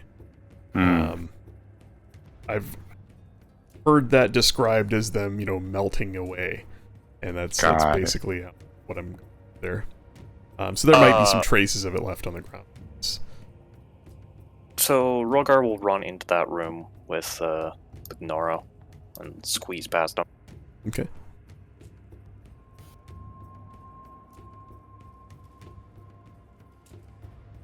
And that's doubled, right? Because I have to pass through him. Yes. Okay, so that would be 30 feet. I will use my action to continue on, basically dash, and get up to Keldrum. Okay. I imagine it would be like use my normal run speed to kind of get past Noro to get into the room, see Keldrum, and sprint the rest of the way.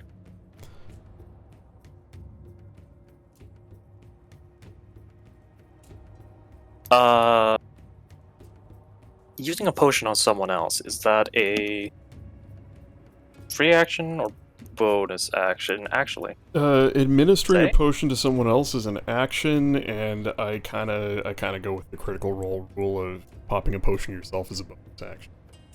Okay. Just to make it even worse. Otherwise, it's kind of...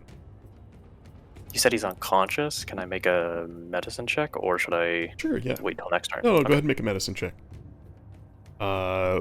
Lunalia... He's dead, Jim. It's hard to tell. Lunalia, you're the only one sort of close enough and maybe have the time and space to pay attention to look at the down the hall.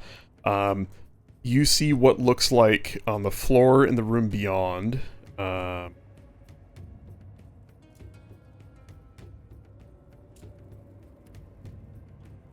A grate on the floor. You can see dark-skinned hands holding on to the steel bars of the grate, and the signature blue glowing sapphire gem of a mage hunter on the far side.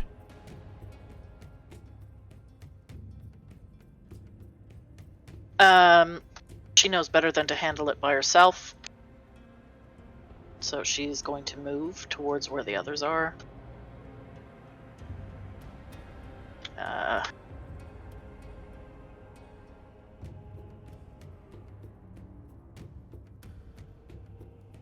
That's 30 feet.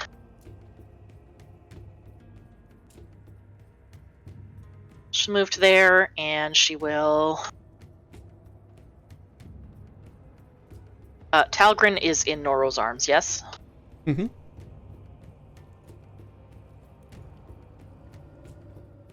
She's gonna blight her. Alrighty, that's con save? Yep. Con, there it is. Advantage on the roll. Angry Druid alert.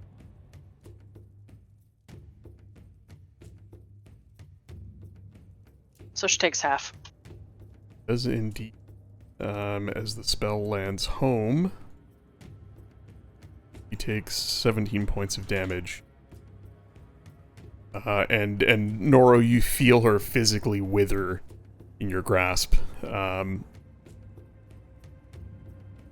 Anything else? Nope. Scribble. So when you say wither, did she go unconscious? No.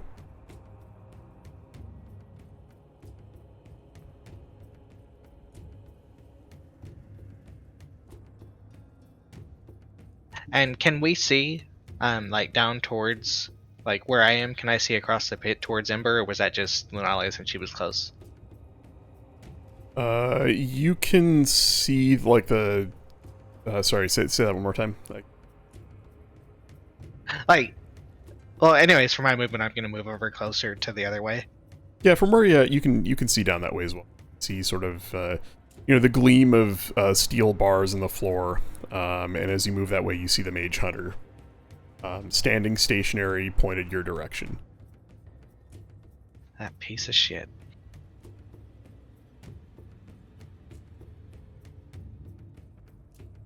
How far is that?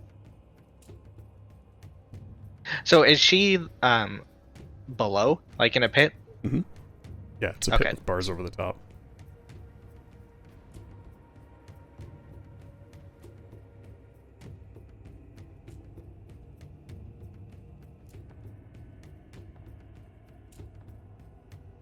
Trying to find my spell. Where did it go?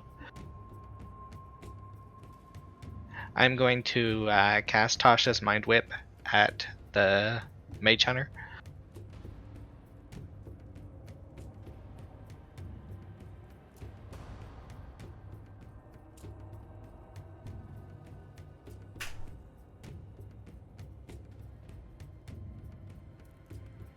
Mind Whip is psychic damage. You can take a turn. All right. You cast Tasha's Mind Whip, and as you do, the spell seems to have no effect. Nice. Wah, wah, wah, wah. You are casting into an anti-magic field.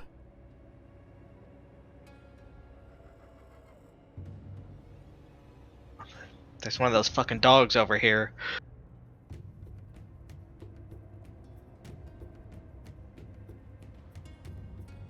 Son of a... Take out the bastard. I forget, Scribble, don't you have a crossbow or something? No. He's got all sorts of shit he's stolen over the years. You said... Sorry, I don't know carry a why I thought crossbow you though. borrowed. Yeah, weird. I don't know why I thought you did. I guess on the Hound's turn, it would it would run over and attack her, wouldn't it? Yeah. Yeah, it's gonna run over and squeeze past Noro and attack her, and then I guess take a step back, right, to get out of his space. I don't know if it would.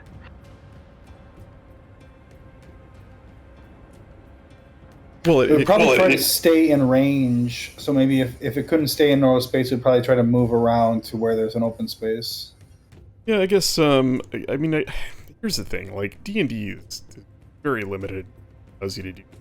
We can do that because Noro's big and he's grappling her, so and so it goes over here.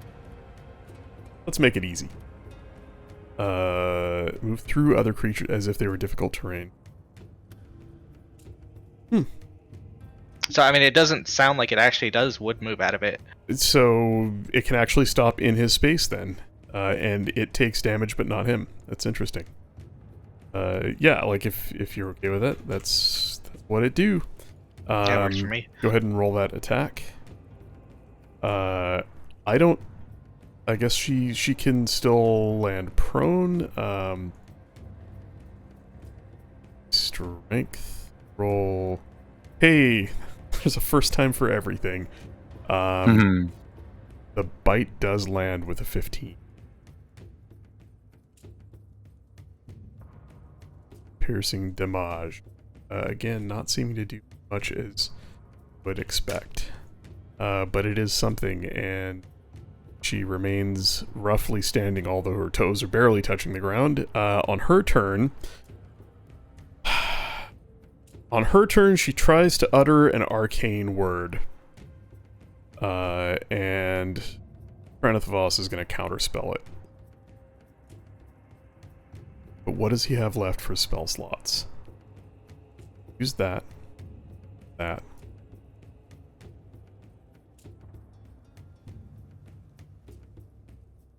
That. Oh, shit. He has a... He's gonna do it at 5th level. Yo.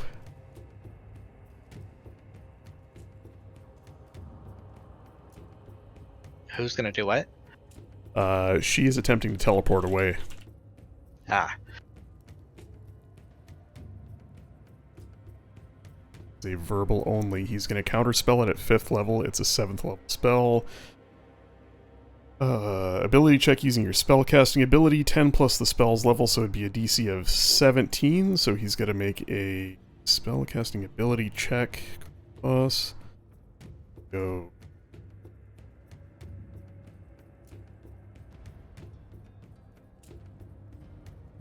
And a spellcasting ability check is just d20 plus int, not putting the proficiency, if I understand correctly.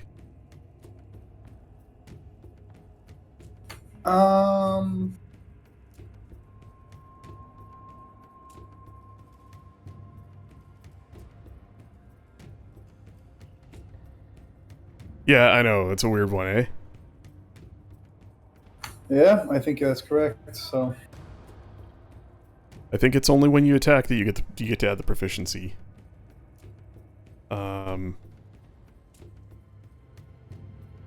Well, he's gonna make that. That's an intelligence check. Oh, fuck. Ooh. He reaches up and just snaps a finger, and the spell fizzles. Noro, you feel her start to go incorporeal in your arms as she utters a word and begins to vanish from sight. He reaches up, snaps his fingers, she solidifies again, and you manage to maintain your grip. That is her turn.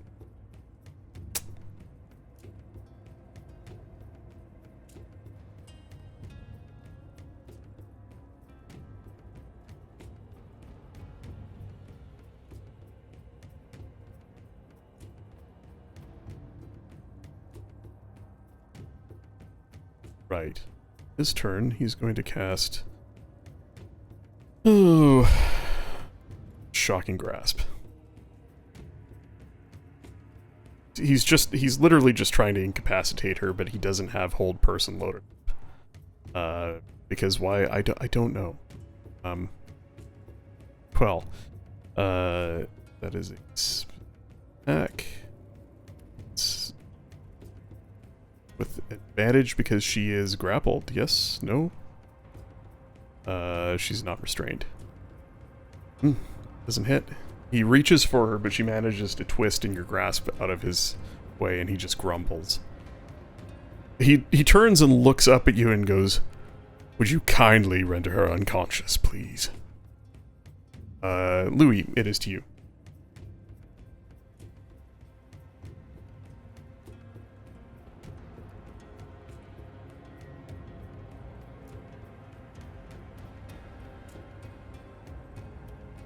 I guess there isn't really much that I can freaking do. I can't really get into the circle there. Oh yeah, I guess the circle would block you from casting spells at her, wouldn't it? Yeah. So knowing that, Can you move into it and move out? Yeah, you could step into it. I only have 5 more feet of movement. There's already 2 people in that square, so I couldn't end my turn there. So I can't make it in. Throw a rock at her. And then there's a mage hunter with an anti-magic cell over there, so I can't get to them. You could yell at Noro and say, "The other way!" Well, look at her. Can't Pierre get in the circle? No. That's a cool prison contraption, though. Oh, sorry, yeah, Pierre could get, yeah, but he's a long way, I don't know. Yeah, but if he was close. RF, feel free to say that he followed you where you went. unless you kept him back there for a reason, you could just say he followed you the entire way. All right. Well, I'll have him in there, and he'll go up and he'll.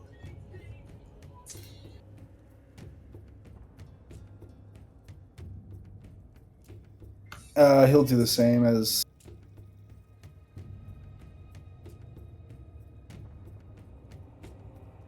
What do you just shock and grasp? Yeah, and I missed. Great. So cool. Oh God. I don't know why I rolled so many dice, but. Cool. Yeah, done. Great. Noro.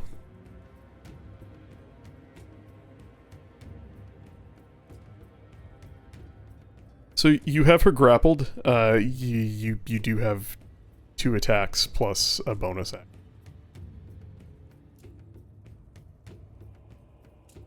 After hearing what the bald guy said, I'm gonna go ahead and just squeeze her to render her unconscious. Render unconscious. Snap her neck. Same thing. Same thing. She does. I'll give you this. You're up close enough. She's got some fight left in her. Using your hands may not be enough. I mean, you can always hit her with a weapon, and if it takes her below 0, declare it as non-lethal. So. Okay. Can I just smash her against the wall, like face first? I mean, you can. It's gonna be an unarmed attack.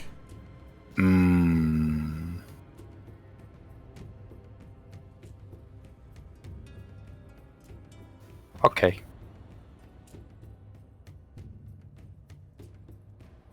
Is it with advantage still, or no? No, right? It is not.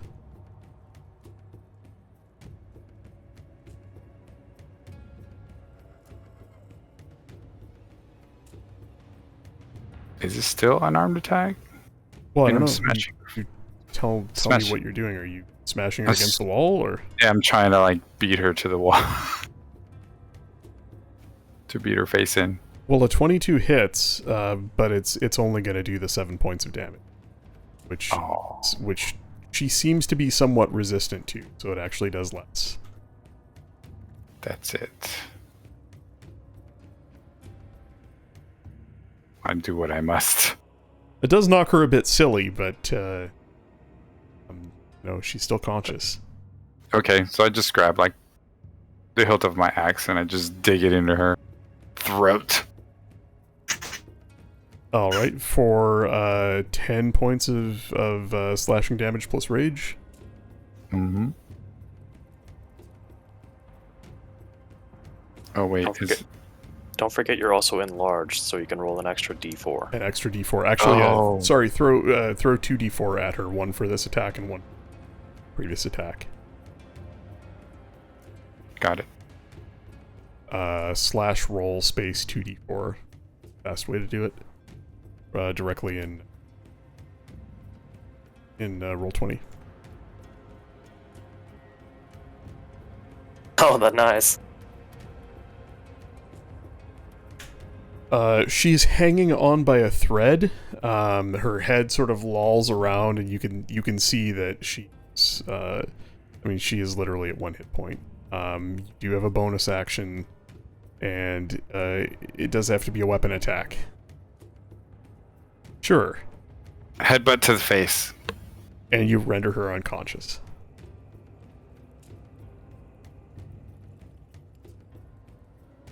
And I'm just gonna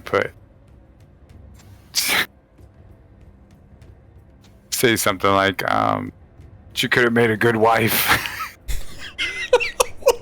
Wow, what the fuck? She was so hard to kill. Oh, wow. Something tribal to that effect. That's on brand for a barbarian.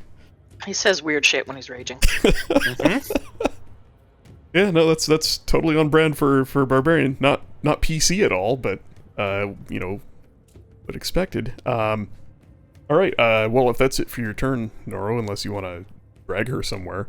I guess the hound would drop at this point, right? Yeah, when she goes to 0. By hound, Rogar, it is your turn. With my potato roll of 8 on a medicine check, is he alive? He is. Okay. I will pop a potion and just a 2d4 plus 2, I think it was.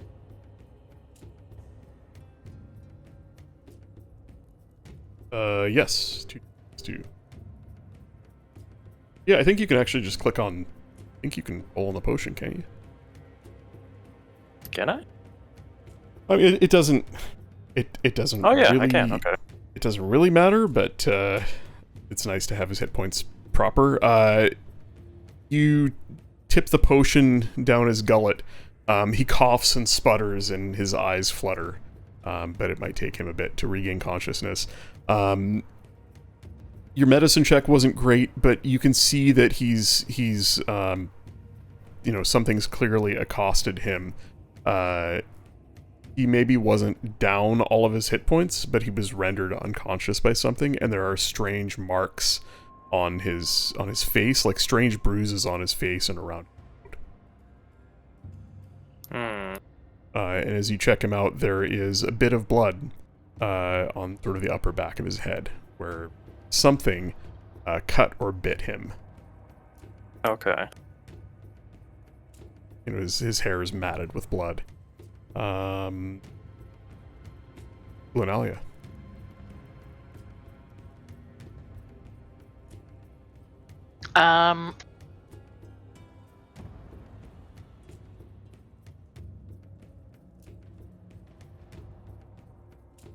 She's going to, I guess, move her max distance into the room.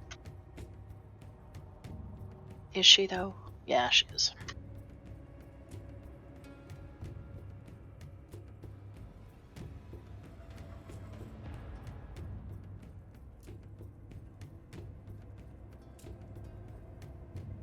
She can't get close enough to Kaldrum to do any healing, so she's going to use the staff.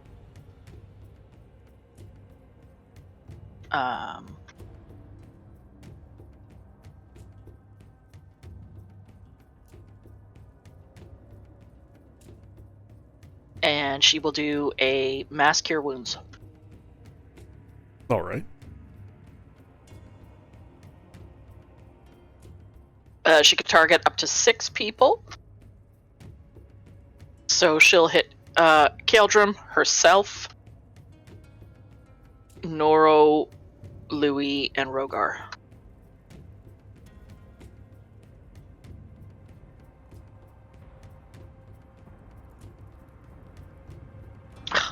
For a piddly 8 health. I don't need it if someone else needs it. There's nobody else I would heal in this. It's only a 30-foot radius.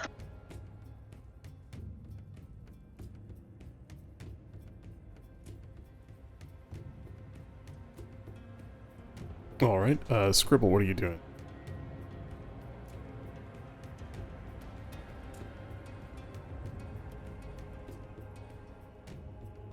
Can I see the mage hunter? Is it still up? Mm-hmm. What an asshole. It doesn't seem to be moving at all. It's just, it's standing there with that gem glowing in its forehead, pointed your direction. But it wasn't the same reaction as when we took out the other guys, where it just kind of withered and went away, right? No.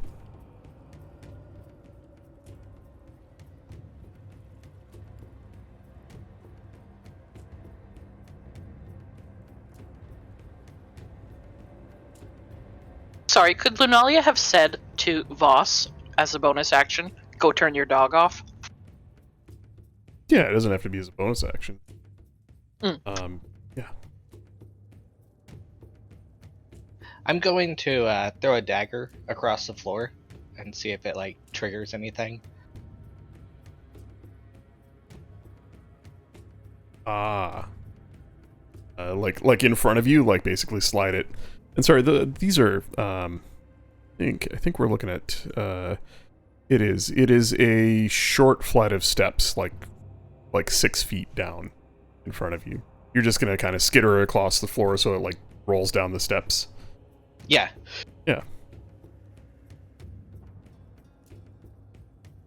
Well, give me a second here and let me look and see what this glyph does.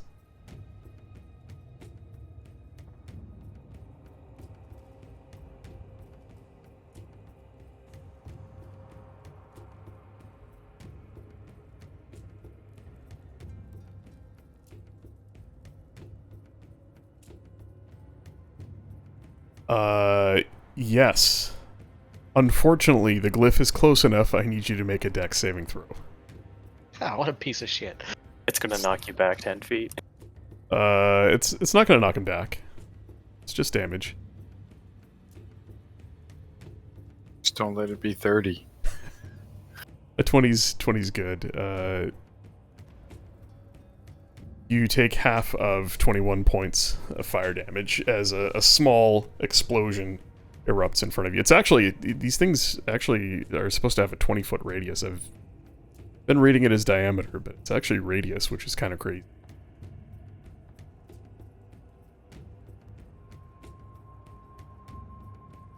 Well, at least it didn't hit me as hard as that door. Barely.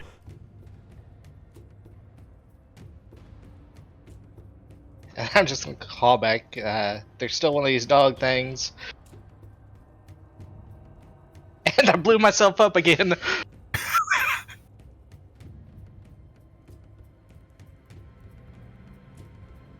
It's like, don't worry, little buddy. Noro on the way. That's my turn. On Telgren's turn, she remains unconscious.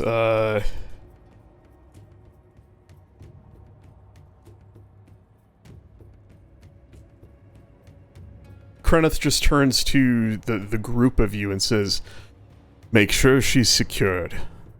I'll handle this." And he begins to make his way over to where Scribble is. I'm actually probably not going to run this as any further combat. Hang on a sec.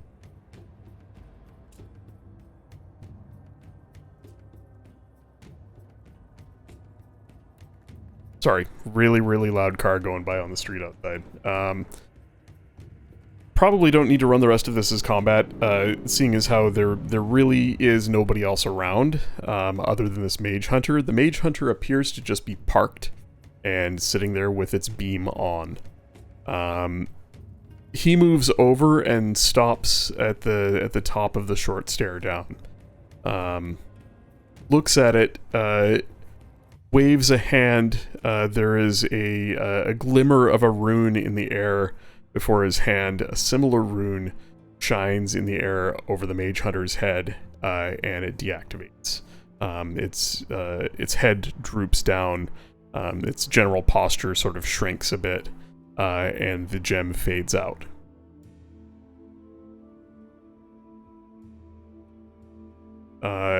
Sorry, he's over here. He moves aside and just looks down the hallway and looks back at the rest of you.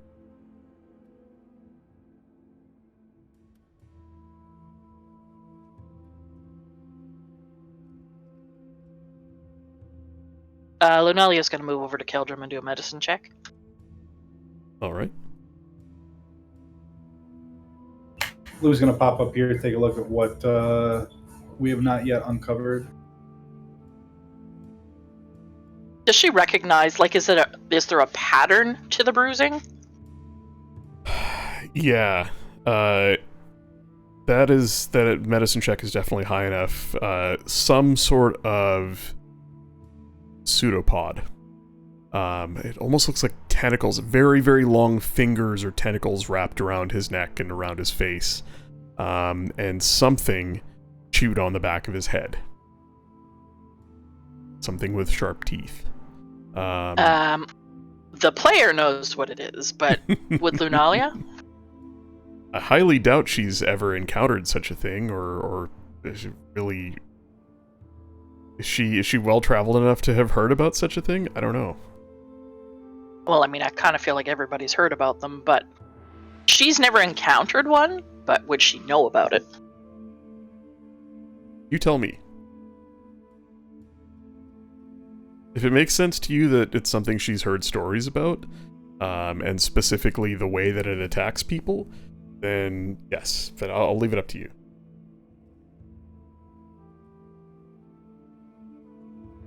No, I feel like she wouldn't.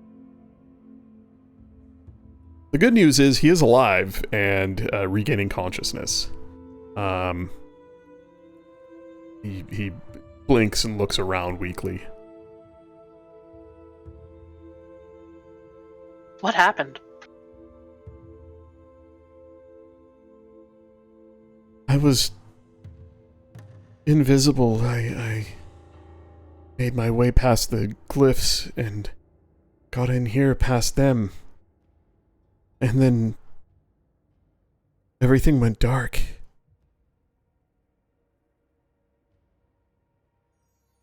Froze. I couldn't move.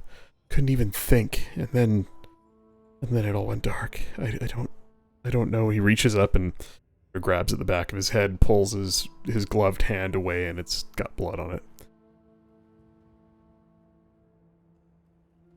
He looks up at you. What happened? Is she alright? Well, I'm not sure. Where is she? Where's Ember? She's in a cage across the way. He tries to get up. He tries to right himself, and you can see he's still a little wobbly.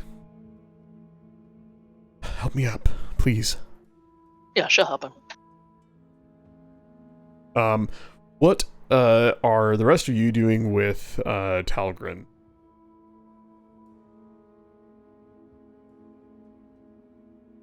I imagine we probably want to, I don't know, tie her so she can't do anything, or...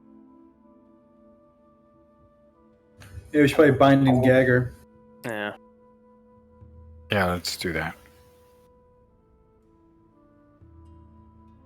All right. You guys have enough, rope and other provisions, and there's enough of you working together to do this. I'm not going to make X. Long story short, you bind her as well as you can, and in such a manner that she can't get away. But you do know that she has the ability to, to verbally cast spells, like the spell she attempted to cast to get away. Was nothing more than a shout.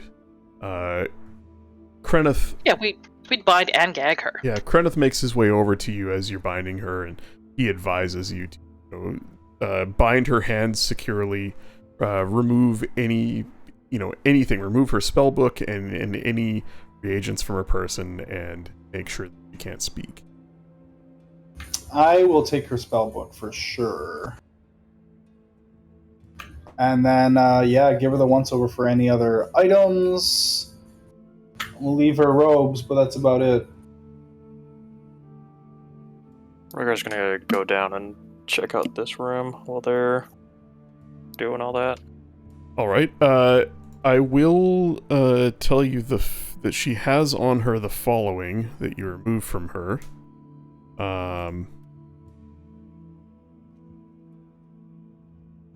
She is wearing an amulet, and because you've seen one of these before, you can identify it at a glance. It is an amulet of proof against detection and location. In the room, if does anybody search the room while you guys are securing this area, or I mean, we would, Louis. At least this is a realm of magic where he would go over every inch of this. All right. The whole place. Rogor said he's heading into the bedroom, right? Yes, I'm Yeah, going so into this room down here. If you guys want to make investigation checks.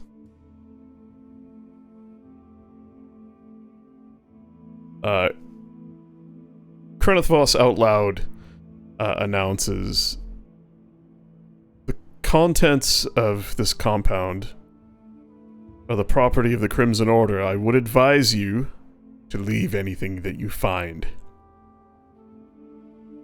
But he doesn't watch you check the room. Seems to be standing vigil over Talgrin, ready to counterspell anything. Lunalia wants to have a look and listen. Can she hear anybody else? Does she hear, like, prisoners anywhere?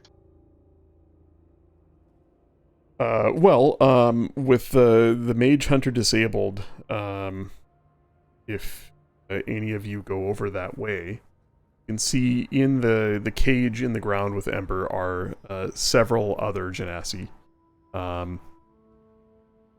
Two with dark stony skin, one of them almost black like obsidian, the other granite color and texture with little flecks of glittering metal. 3 water Genasi. Their blue-green skin, much like Lunalia's. Different shades of green, blue. One of them even has like jet black hair. 2 others, very pale-skinned, bluish skin. One of them has slender, almost elf-like ears. Both of them have wispy hair that seems to float on the air. Ember appears to be the only fire Genasi. You recognize her. She looks exactly like her simulacrum that you met the other night. And she looks angry. Her eyes blaze yellow, contrasting her dark skin. And her fiery hair almost has a life of its own as it almost licks at the bars overhead. She quietly watches those of you who enter the room and doesn't say a word. Lunalia's going to step up to the bars and cast Heat Metal.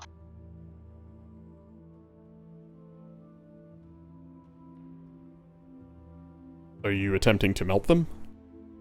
Yeah, or to heat them up enough that somebody could bend them or break them. Alright.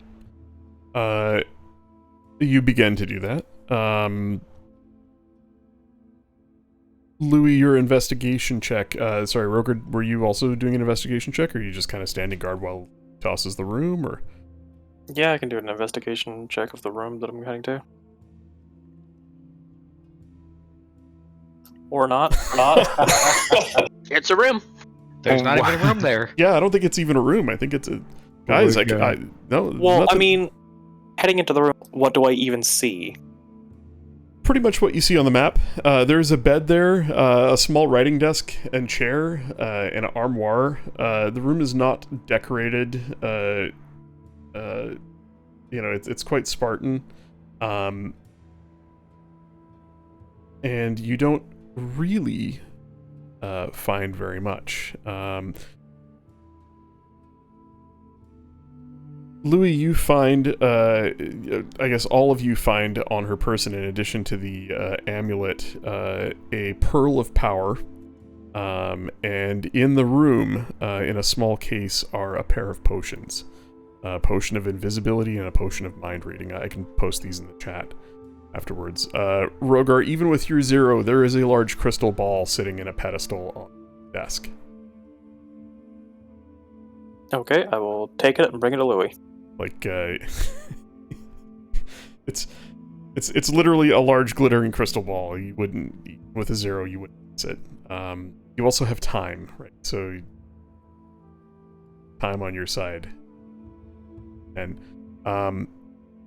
Oh, I mean, I'm looking for, like, any other Genasi that might be over here. Oh yeah, no, there aren't. But Okay. what you guys find off of this main room where you are is there is a side tunnel that leads to a dig. The tunnel itself is collapsed at the far end, maybe 25 feet down. But in the wall of the tunnel is a roughly dug hole that descends quickly out of sight and around a corner. It appears to be. Where is this tunnel coming from? It is right there. Right where you guys are clicking, this guy here. It sort of spirals clockwise down and out of sight. But it's dark going down that tunnel. It's dark. There are no torches. It's pitch black. So two things. One, she didn't have anything else on her person, right? Did she have... Do we see a tattoo, by the way? Like a brand or anything like we saw on her compatriot?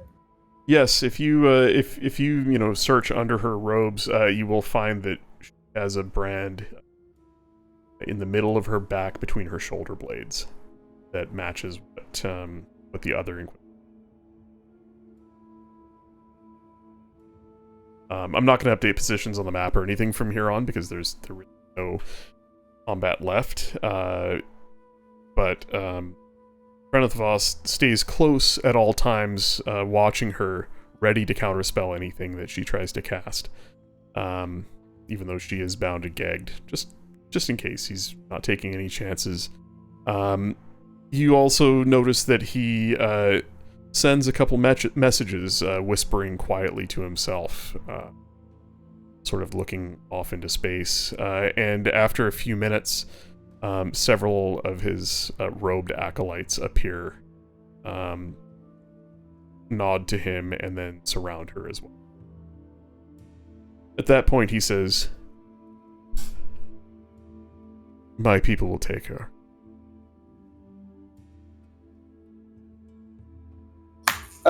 Does she have a spellbook with her? He does.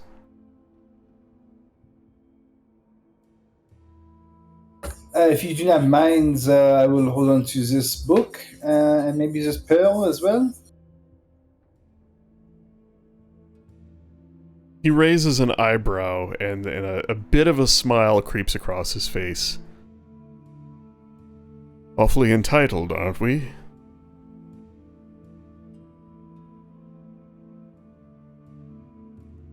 "I'm sorry, the book must come with us. That pearl, No. however, spoils of war. I did not see it." The book should be inspected by us first. It might have notes regarding what she was doing here. He looks at with you and my just kind of... people. He looks down his nose at you and you know what, make a persuasion check.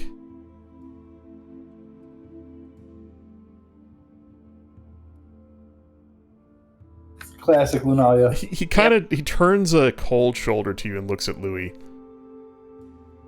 "I could be persuaded to stay a few days. We could look at the book together. He and I." And he nods at Louis. "I mean no offense, but there is likely nothing in it that you would be able to read nor understand." Kind of half bows as he says it.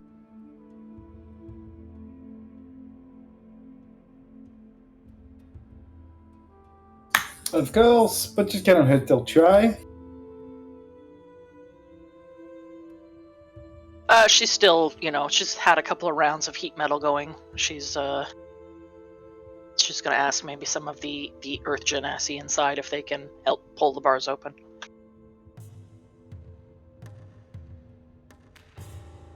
The one of the acolytes comes forward with keys, and Krenith orders him to open the gate on the enclosure. It is, however, very warm. He looks at it glowing faintly orange and just says, "Would you mind stopping that? I have keys."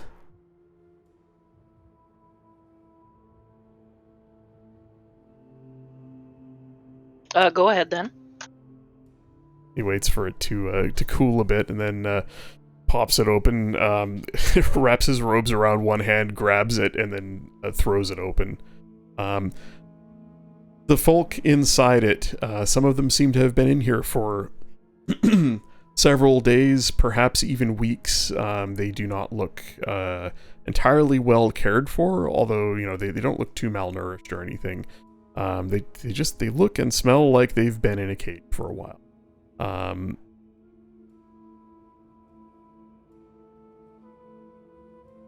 As you usher them out, the acolytes leave the room entirely. It was just that one plus one other. They leave the room immediately and go back over to the relative safety. The captives don't look like there's any fight left in them. They've been here for too long, but Ember looks angry. As she climbs out of the pit, she just turns to you and says, "Where is he? Where's my father?" He's over there. Is he alright? Not entirely. Not sure what's happened to him. Something's gotten a hold of him. He looks you up and down. You're her. The one he obsessed about. You're the reason I'm like this. I hardly think that's fair. No, I meant it. Sorry. I meant to thank you. I rather like being like this, and she smiles. For a second before her face turns sour again. You should know your brother's in town.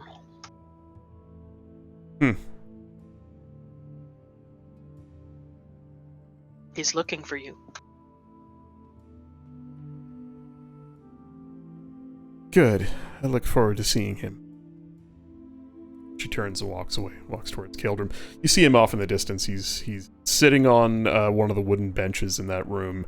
You know, head in his hands, not entirely feeling well. But when she walks up, he looks up, stands quickly, nearly loses his balance. She catches him, and the two of them embrace. She is short, like 5'2", and you know, standing next to him looks quite small. But you watch the two of them, and you can see that they both care about each other deep. There is none of the. She comes across as a bit grumpy, but there is none of the open animosity that her brother has towards him. She actually rather seems to care for him quite a bit. The two of them take a quiet corner and talk for a while. Kreneth approaches the rest of you, asks if he would gather together for conversation.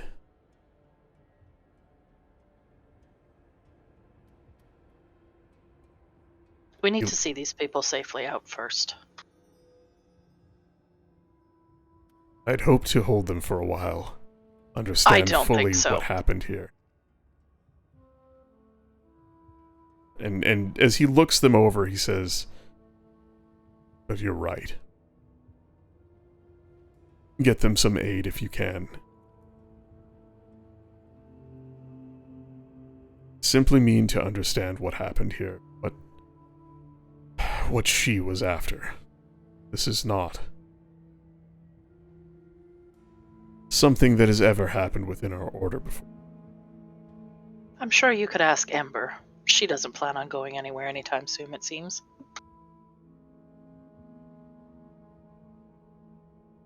And she's just going to spend some time going over whoever's left. You know, making sure that everybody's okay, is going to be well enough to, you know, to get out of here.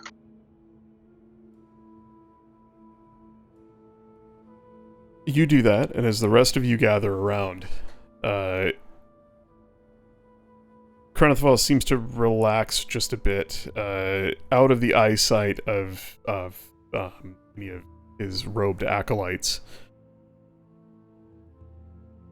I must commend you. You did well. Letting your captive loose was the one who brought me here. He is upstairs, making sure the building is secured, even now. It is troubling that this sort of thing could happen without my knowing. That abominations would infiltrate our order. I owe you all a debt. Tend to repay. But I must ask that you help keep what happened here quiet till we better understand their goals. These two whom I trusted bear the brand of a fallen god. Tend to understand what it is that they were and why they collected these people. Have my word, I did not know any of this was happening. I trusted them. I trusted them to find Master Oloro and set right the wrongs he'd done.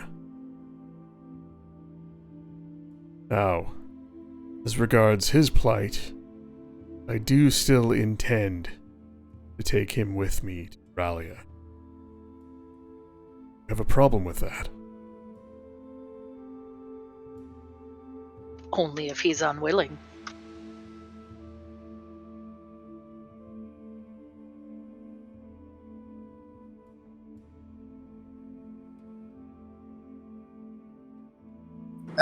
He owes us a bunch of money, and he also has some things of ours that we need.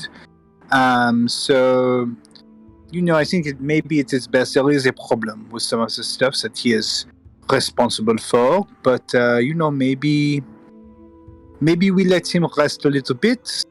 We let him collect his things, and once he is willing to go peacefully with you in the next day or two, at that point, we can remit him into your custody, with your assurances, of course, that he will be treated like a guest and an ally in righting the wrongs that have happened.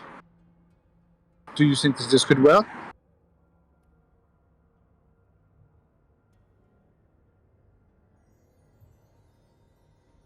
I will think about it. I ask that you leave him in my custody. Of my word, I will not remove him from the city against his will. But I would like to speak with him, perhaps at length. Understand what it is that done. Implore him to help me undo.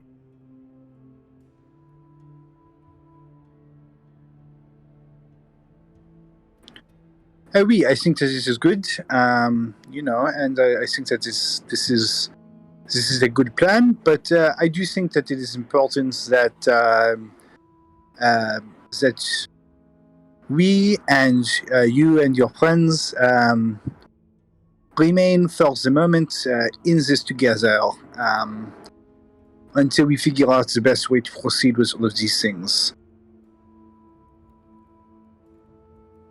Yes, I would like to be party to these conversations. He looks around the group. Is this the will of all of you?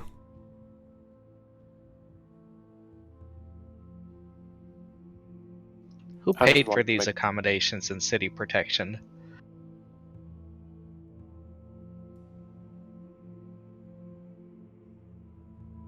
I'm not certain. Those I sent here to hunt Oloro handled all this.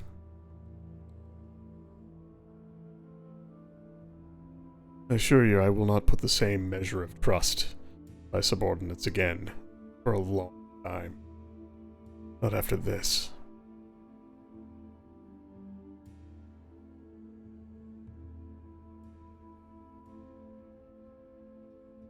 So they picked out this place, not you?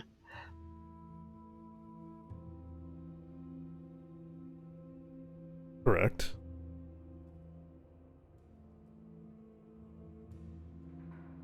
Do you know what the fee was? Do not. I certainly didn't. As he looks around at all of you and his eyes narrow, certainly didn't authorize such lavish furnishings.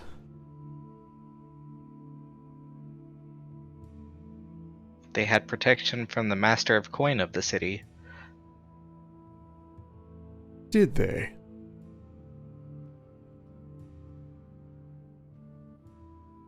I'm surprised that they were able to procure all of this, the funding that they had.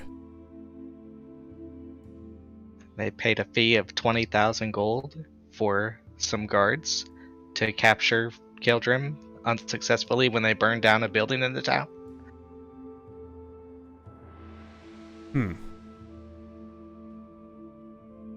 Not from our coffers. That does seem to be your MO, though. I have seen others of your order burn down buildings to hide evidence. His eyes move to you, but nothing about his demeanor changes.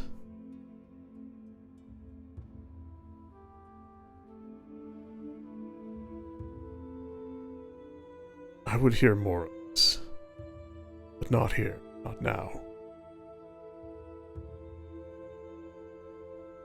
I do not trust this place. We will relocate. I will arrange a building that is safer, as well guarded for us. Not with the Master of Coin of this city.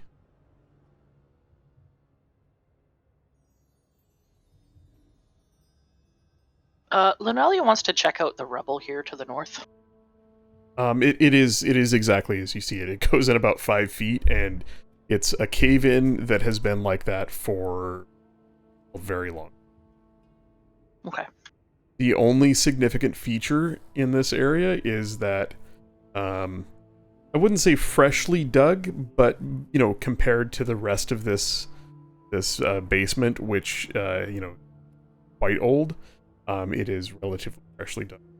It's a few years. This pit, you mean? Nope. Up north of where Noro is, here. Oh. This. So Pierre's gonna go cruise down that little tunnel. Alright. Yeah, Lunalia's just gonna stand at the entranceway to the tunnel. Did she hear any, skittering of... can wildlife get in? Does it lead somewhere? Perception check.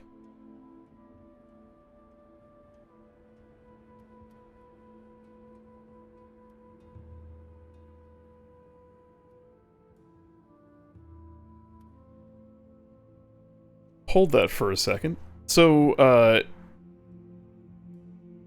Prenethvos gathers a few of his acolytes.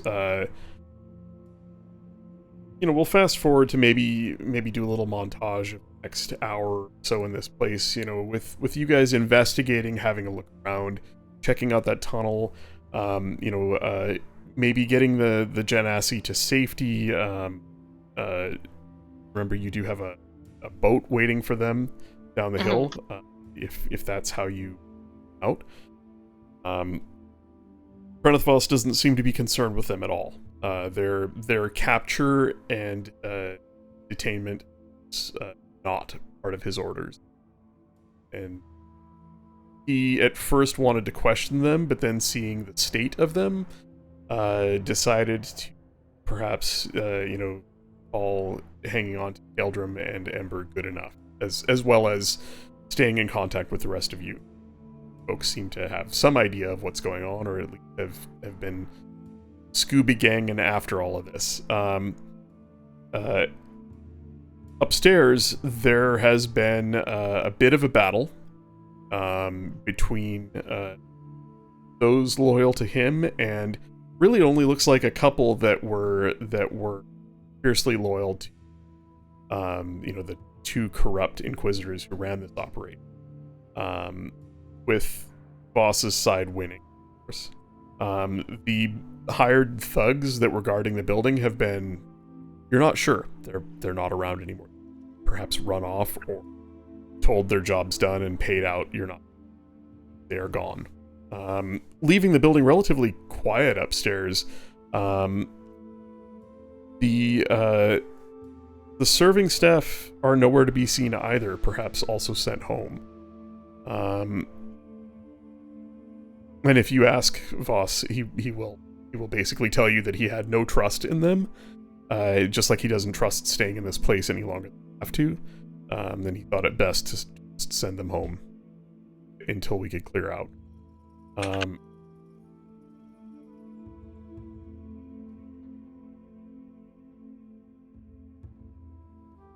With your 25 perception check, Lunalia, you walk a little ways down this spiraling tunnel. I shouldn't say spiraling, it's a gentle curve. It descends further. And as it drops away, and Pierre went down there, right? Yeah. I guess Yeah. Pierre's casting light, right? Yeah. I mean, I'm assuming that this tunnel bends and widens and goes on for a while, right? It does.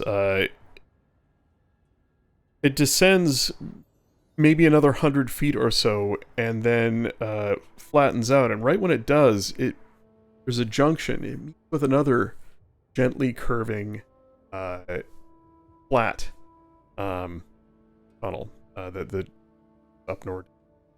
The curve is almost imperceptible, but if one were to walk maybe 100 feet or so and look back, you might see your previous location fall out of view ever so slightly. With Pierre's light, however, you see something that is much more troubling. The walls, the ceiling, and the floor of this tunnel, roughly dug. There are massive sigils painted. Language that, unless any of you speak Abyssal,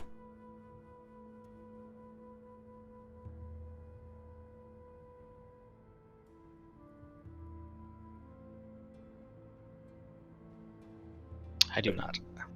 I don't know how far you want to. And it's not that it's language per se, it's more like arcane sigils. They're not really arcane in nature. I'm not sure how far you want to explore this tunnel, but it goes. Well, she'd go down as far as the juncture for sure. Mm-hmm. From that junction, it curves out of sight in both directions, circling one very, very gradually. Down. Nope. Flat. So in a big flat circle? Yeah, so you came down a ramp, and the ramp met a long curving hallway that. And as far as you walk in either direction, it curves. Same direction. It's a massive ring. And it is covered with these profane sigils. They appear to be painted onto the wall, ceiling, tunnel. Does it look fresh or does it look ancient? It does not look like. It looks like it's been dug out a while ago, painted much more recently. Okay. She would call Louis down because she can't make heads or tails of it. Well, Yeah, so I mean, Louis would go down, would cast the Ritual of Comprehend Languages, to see what understanding he could get of this, and then also like from that junction would send like not leaving that junction, but he would send Pierre 300 feet in either direction. This tunnel definitely curves. You're beginning to get the sense that it's a massive ring. Kind of isn't any other in this perfect curve. Go ahead and make a religion check. Is probably the better one with advantage.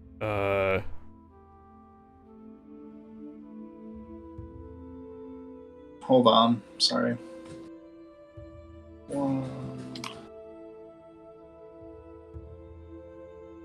Oh, it was on 18 and then I rolled to a 4. 14. The abyssal runes, you know, again, they're not. It's not language per se, as it is like you know, ancient words of power. This is some sort of ritual. This is some sort of massive circle. City. I mean, is this ring big enough? Like, we're sort of at the edge of the city, right? But does this circle, would we know, or would Lunalia know, does the size of it feel like it would encompass the whole city? Make a survival.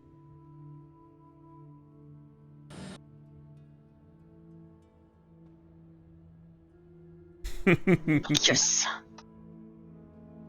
This circle. Nice. If you take the quadrilateral approach and you bisect that, I mean, it's kind of more like druid feel, like just walking part of the, you know, walking a bit of the circle. You get a sense for the curvature of it, and sort of based on where you are beneath the northern edge of the city, you know, the lower portion of the city, this circle perfectly surrounds the lower section of basically everything south of Castle Rock. and there's no animals or anything down here? No little rats, no bats, no nothing?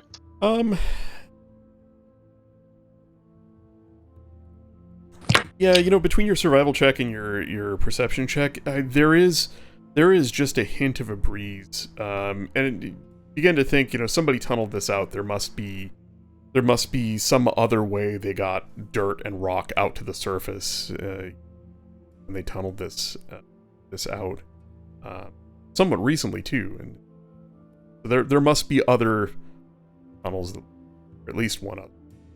Certainly wouldn't have been hauling, you know, tons of dirt and rock out through the basement of a estate in the rich part of town. And you begin to, you know, off in the distance hear the sounds of of you know, perhaps a man-made cave that's been dug out for a while, and yeah, small creatures have found their way in, inhabited it. Well, she wants to find one of those small creatures. You go for a while. Are you okay to travel in here? Because you're not going to find any right around Junction Point. No, I mean, she would come back and at least to where Louis is and say, this bears some more investigating. I would like to ask some of the denizens what they've seen. This sounds wise, but also we do not know what it is that we will find, and maybe it's possible that we wait until we are more well rested in order to fully explore what is happening here. I would not want to come across something that is dangerous, and we do not know what is down here.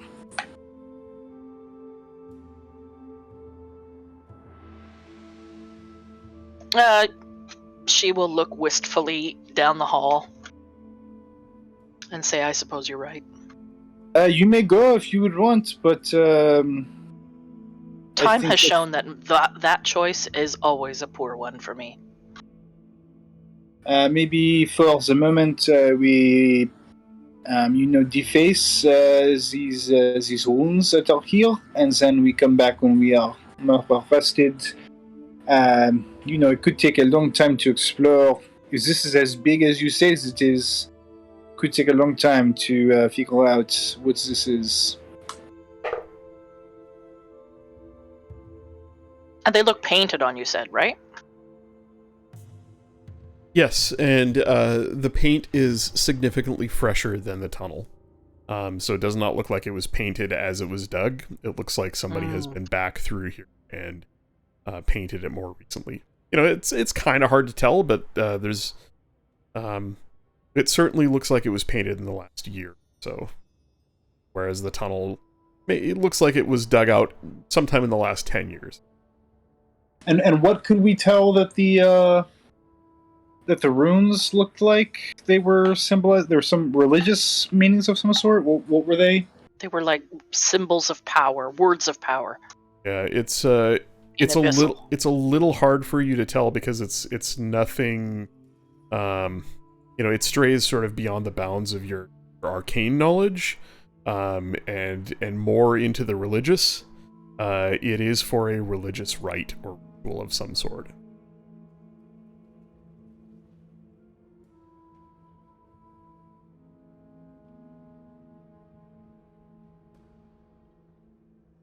I think it is possible that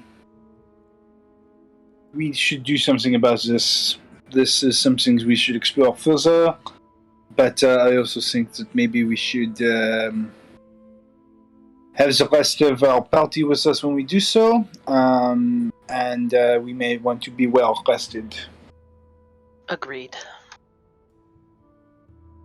Nothing like the party telling me what my next map should be.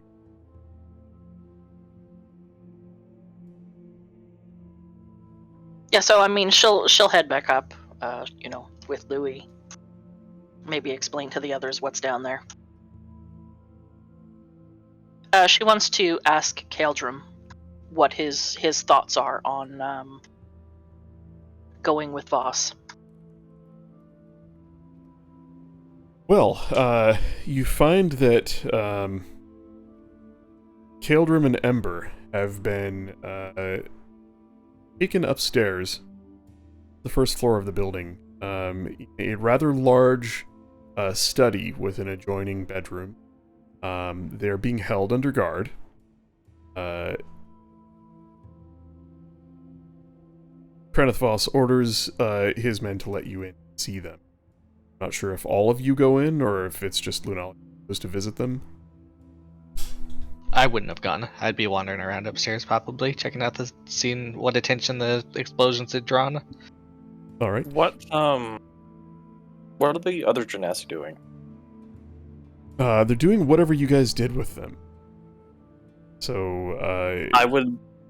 Rogar would suggest to get them some food, some drink, and whatnot to help them gain their strength. Bring them up Yes, to the first Kind of floor. explains them. Yes, also to feed Noro. Food. Yeah, let's get them some strength. Let's get them to the boat, and then let's have the boat go take them to maybe Rogar. Do you think the Chrono could meet the boat at the dock? Do we still want to go through with the plan of having the boat go out to? We Go up paid for, like, those a day dudes a whole lot of freaking money. Yeah, we might did. as well have them, transport our refugees to safety. Well, Right, yeah, but I have think he them should go go out to back. the bay and then just circle around for a day or two. Yeah, I don't think that. Forego that. I think they can go back to the main dock. Maybe Chrono could have some of the others from where he's staying, and the boat could take them, I don't know, down the coast. I don't know. It's only been an hour. We don't really have the knowledge or decisions for that.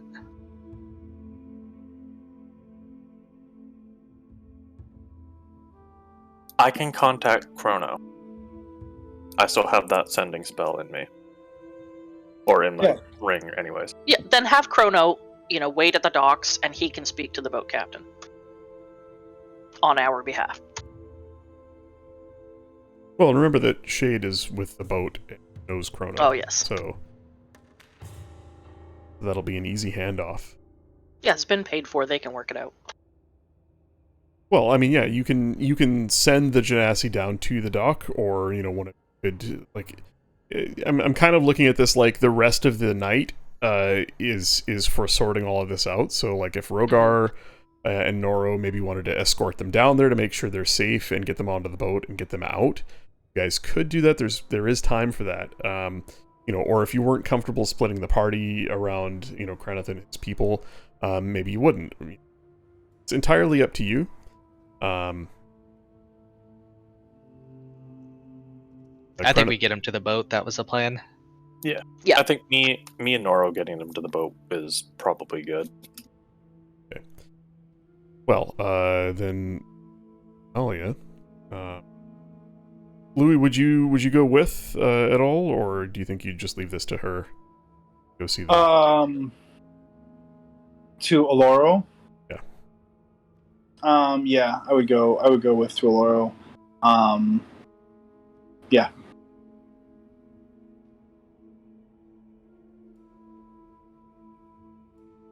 Well, the guards outside the door see you approach, let you in.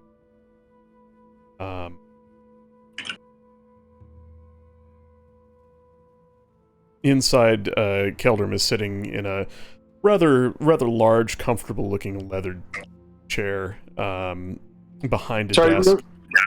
Real quick.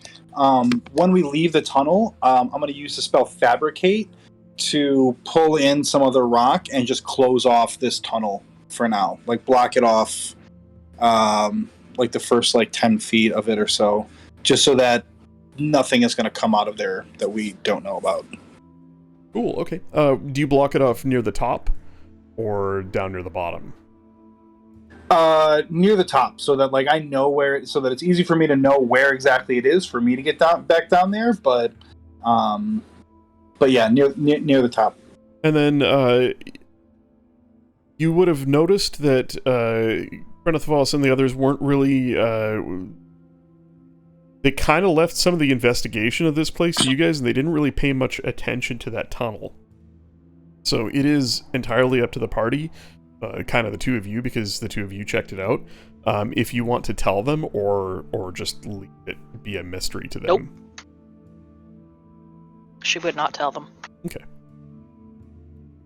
Why do we not want to tell them? Because she doesn't trust them. She doesn't trust that we'd be allowed back down here.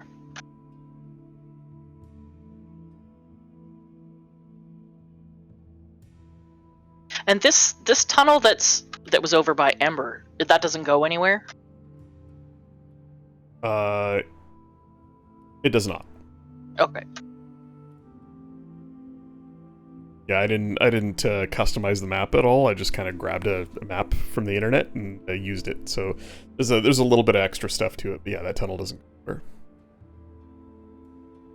Yeah, she would explain to Louis as we're closing off this tunnel that she doesn't think we should let the Red Robes know what we found. This seems wise for the moment, but from what little I know of these things, this is in Abyssal, and Abyssal is something that may have to do with Orcus, and there are some other connections here, potentially.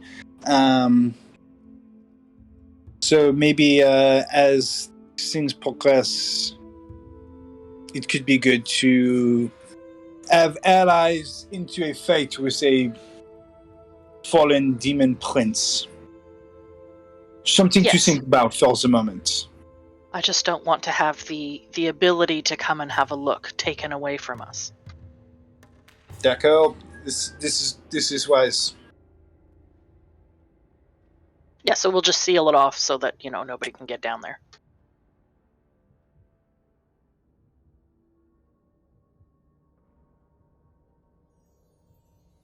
And then, let's have a talk with Keldrum Oloro. So let's scribble. So Noro and Rogar are cooking and feeding the people and eating, and then are you two going to escort them to the boat? Yes, Correct. Rogar will let the others know, like, hey, we're gonna escort the Genasi to the boat once they've gathered their strength. I'd go with you guys to take him to the boat. Cool. Okay. As some of them regain their bearings and their strength, they make it very clear to you they don't want to stay in this. None of them are. They're all civilians, merchants, townsfolk, travelers, not really fighting folk. None of them want to stay any longer. You don't really want to be caught up in this. Just want to get home. Just want to get back to their friends or family. Make sure they're okay. By in the way you convince them that the fact that you helped rescue them is more than enough persuasion. But you manage to persuade them to go with you to the boat. Convince them that they'll be taken to safety, and to others of their kind that have been hidden away until you can make sure that there is no threat to them. Most of them go with you without issue. A couple of them grudgingly, but you do get them to the boat. Shade is near the docks, hidden out of sight, but when he sees you and a number of people approach, he shows himself and helps get them onto the boat. Stay until the ship sails, pulls away from the dock. Meanwhile, what did I say? There was 2 Earth Genasi, 3 Water Genasi, 2 Air, and no fire other than Ember. So way less than we thought. Yeah. So what is it? 8 total? 2, 7.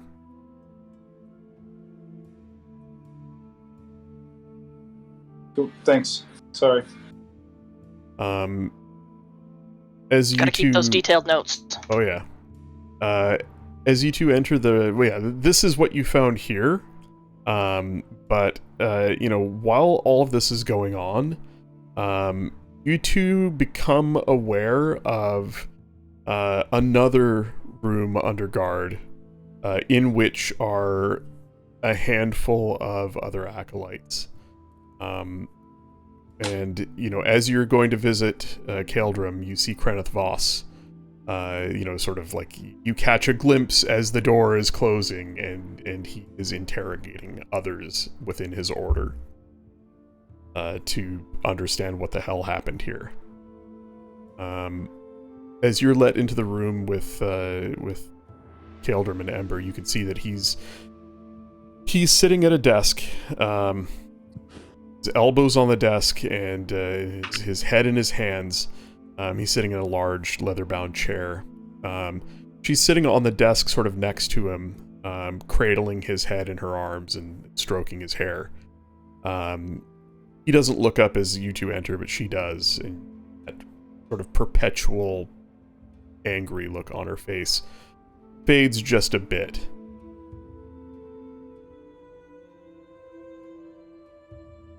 Just stares at you.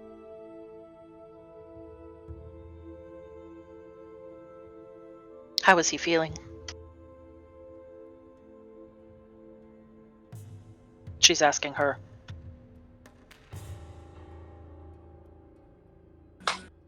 He'll live.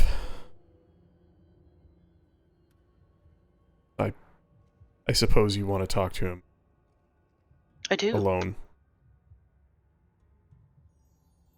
You can stay. You might not like what you hear, but you're more than welcome to stay.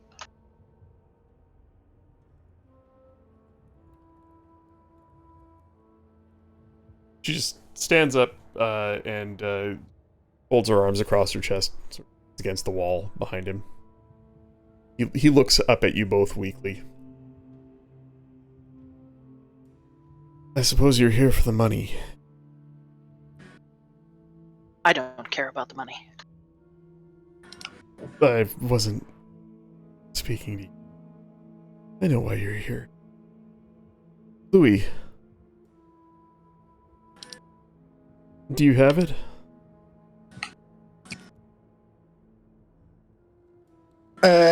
What? The fundamentum. I do still require it. We gave it to him. Oh, did you? Yes, I don't remember. I'm sure. Yeah, we we did. already got the money from him, I thought. Didn't think you did. You guys have been saying you still yeah, need to well, get the Hummer money was from a him. dwarf. No, I didn't. Did we No, get the money? we need the money from the other wizard, the elf guy. Oh, right. Oh, I didn't realize you'd Oh, already made the down at the exchange. with me. docks? Yeah, Yeah, down at the docks when we were talking about this entire That's right, plan. that's right. That's Yeah. when we got the money. that's right. He That's gave right. it was platinum trade bars. Yes. It's been a bit of combat since then. By the way, in case I forget to say it between now and the end of the session, welcome to next level. Tonight's long rest, you will level up. Woohoo!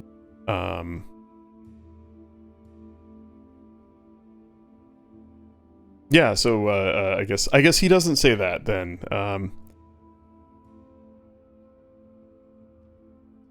He says, I've pieced together a little bit of what happened. I think that was a mind flayer, but I'm not entirely certain.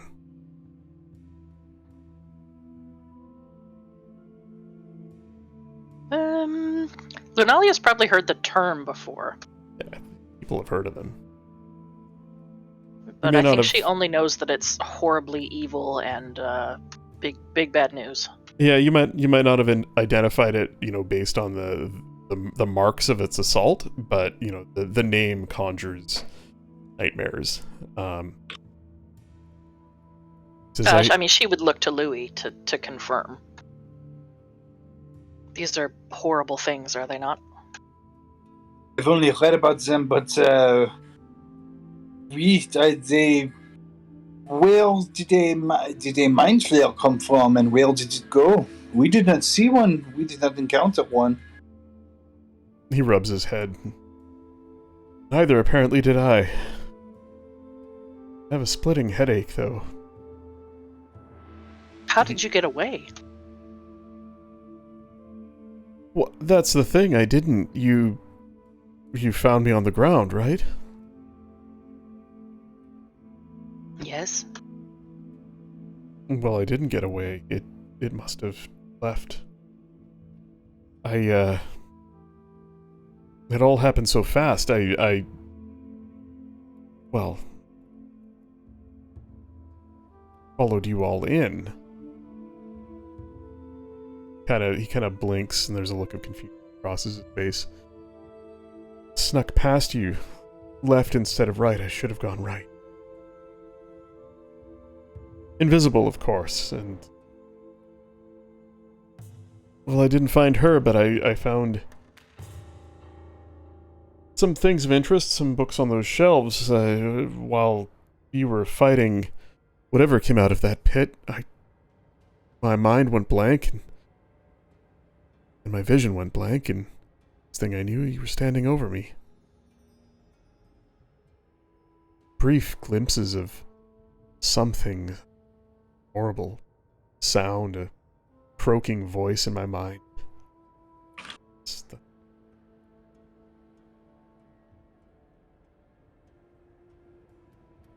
Do you think it was here on its own?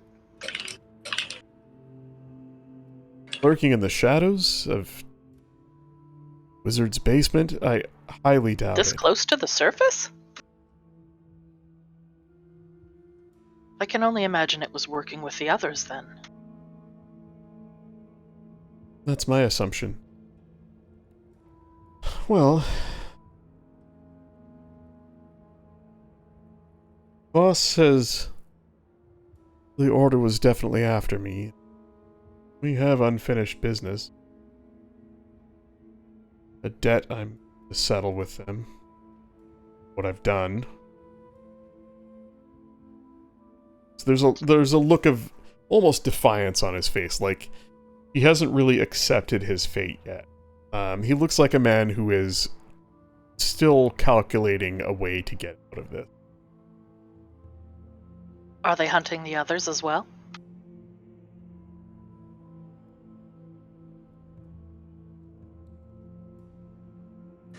I don't know. I don't think so. I think it was... something changed. I'm not sure what it was. Boss is not... well...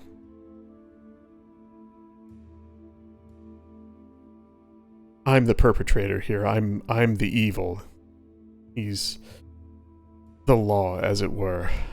I suppose he doesn't feel like he needs to tell me all the things he knows, but he knows something.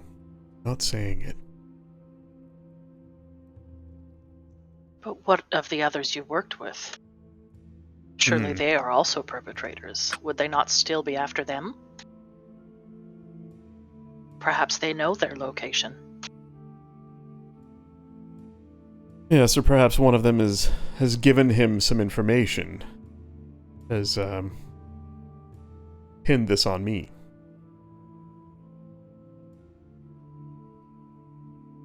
Do you have any idea where they would be?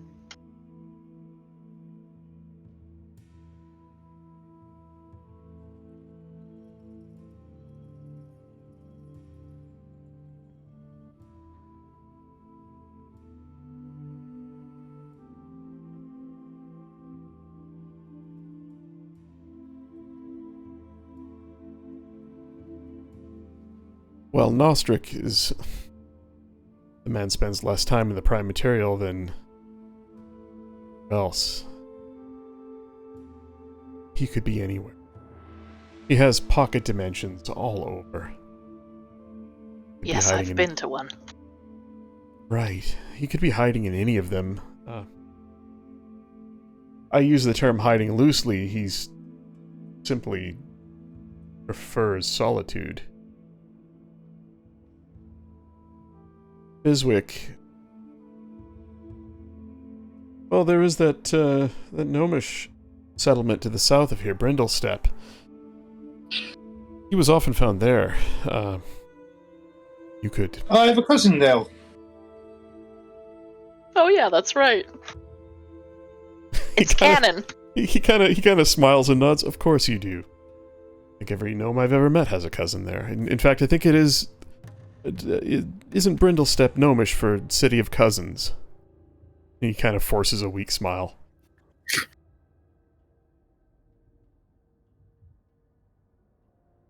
Something like that. There is no direct translation, but roughly, oui.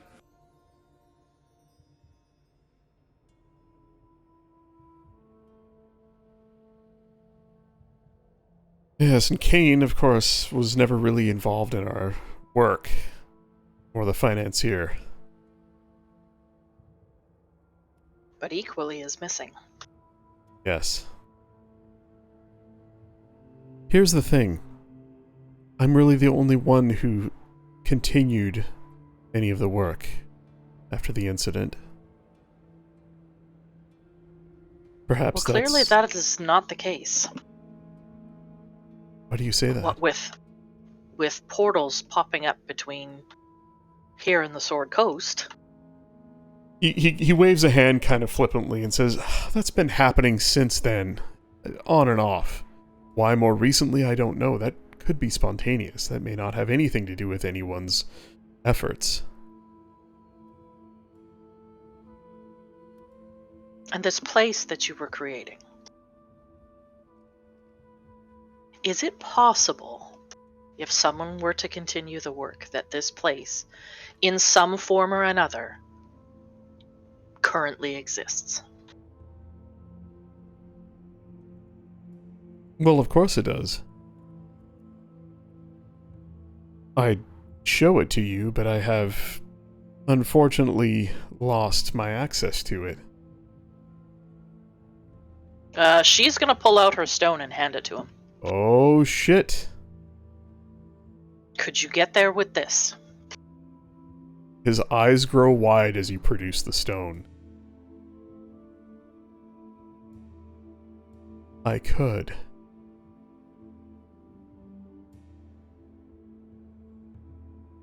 He kind of turns to look to Ember, and she just nods softly. and you can see there's a bit of a smile on her face as well. Keldrum turns back to you. Where did you find this? This was his.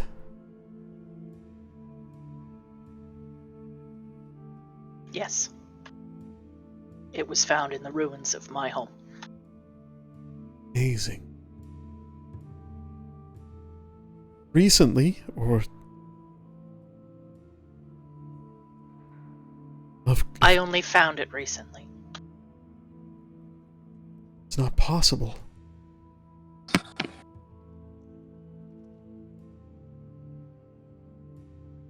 You can see his eyes go wet. I need to know if there is a chance that my father is alive. And the only place I can think that he would be is there. His eyes shine with wetness as a smile spreads across his face, and he starts nodding. Do you know how many times I came back, searching for this, searching for any sign of him, any sign of anything, something I'd missed, something I'd overlooked? Tell me exactly where you found this, and how. So she would describe in detail exactly where she found it and when. Now, my memory of that session is relatively vague, but it was kind of just sitting there. Like, yep. It wasn't a big deal. You basically just tripped over it. You're like, oh, hey, what's this? Mm-hmm. Oh. Yep. Yeah, you described that to him, and he shakes his head, and he says, certainly not. I would have seen that. I would have found it.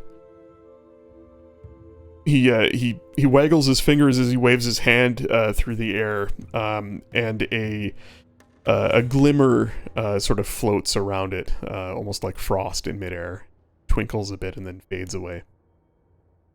Yes, I would have found this. Undoubtedly.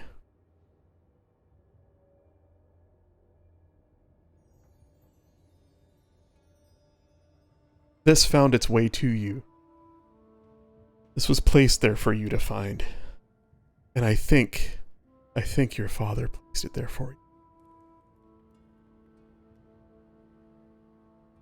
you. Lunalia, I think this is proof that he's still out there.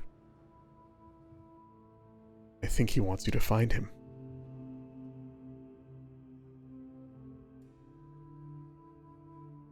How do we use it?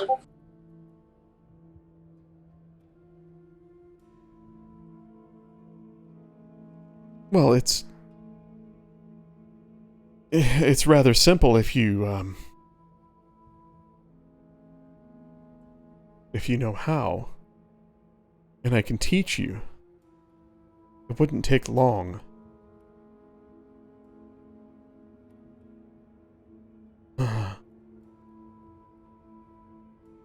To be clear, though, once we are done, you do need to go with Monsieur Vos.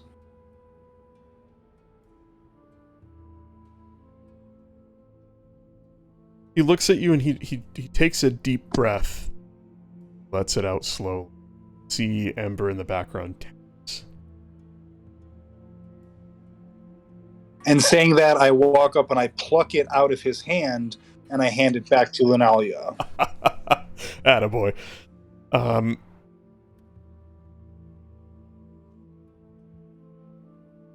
I intend to make things right. I do not intend to do that from a prison cell. Is that enough? Yes. Yes. We will do everything we can to make sure you do not end up in a prison cell. But at some point, you must understand that you do not get to call all of these shots. We have spoke to Vos and told him that we do not want you to go as a prisoner, but as an ally to figure out what has happened here. I know it seems very weird to be an ally of the Crimson Order, but we will not let you live here in shackles. But we should make sure that you live here with him. How do we know he won't turn on us the minute he's gone? How do we know he's not But how do involved? we not know that Allure will not disappear the minute that we are gone? We don't, but I trust one more than the other. And why is that? Because of the connection to my father. I have to believe that this man would not put my family and the possibility of my father returning in jeopardy to fuel his own desires. She's looking right at Allura while she says all this. She would really like to make an insight check on him. You absolutely can.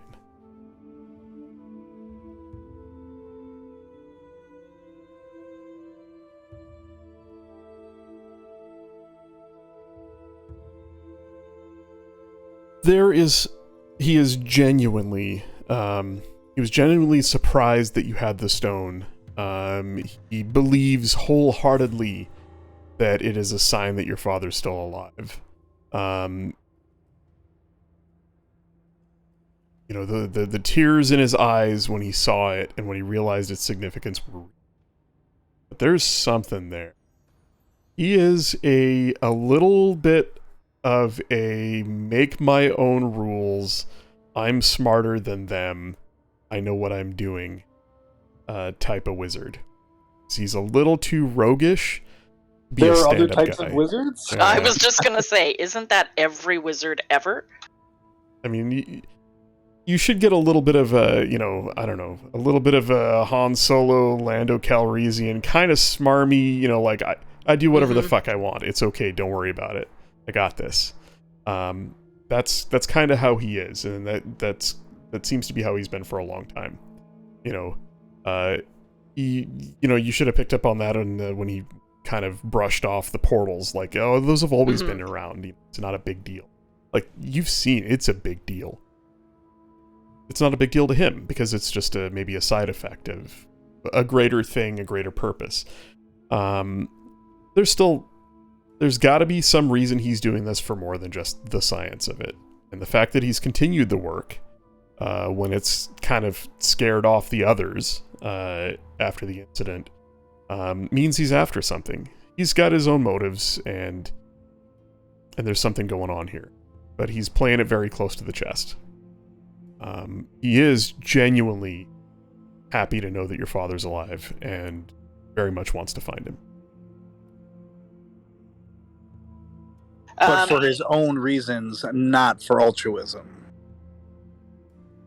Maybe if this guy's got an altruistic bone in his body, it would be for that. That would be the one thing he would someone else is, find her dad and bring him back.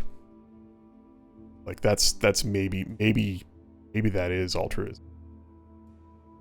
Pretty much everything else he does is for himself.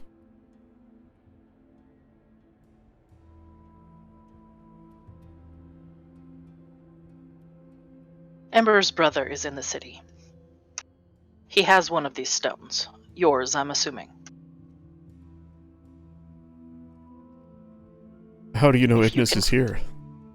Because he told me he's coming here looking for you. Specifically for his sister. He doesn't trust you. He doesn't believe you.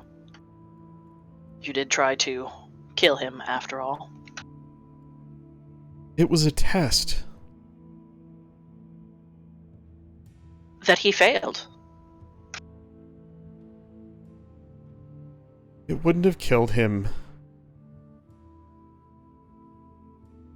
You had to believe it would. He's always been unmotivated. Had to make it seem real.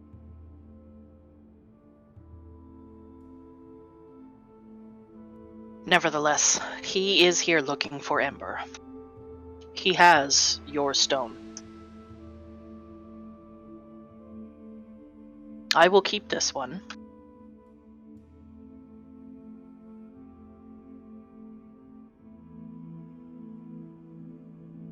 I think you should have words with him. Ember now speaks up from her position leaning against the wall a few feet away. My brother's misguided. I don't really have any words for him. I love my father. If he doesn't, that is his loss, but we could use that stone, Keldrim.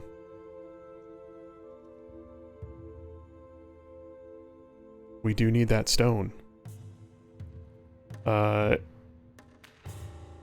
let me just make a roll. I'm gonna let your last insight check stand. You notice that when she speaks, especially when she speaks to him, there is a certain reverence that he gives her words. That is... Huh. I don't want to say weird, but for... No, it's weird. For him to be a relatively, powerful and sort of, genius scholar wizard,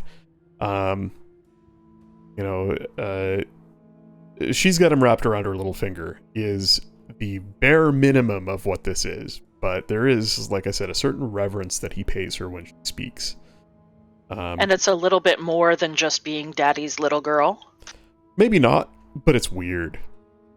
Hmm.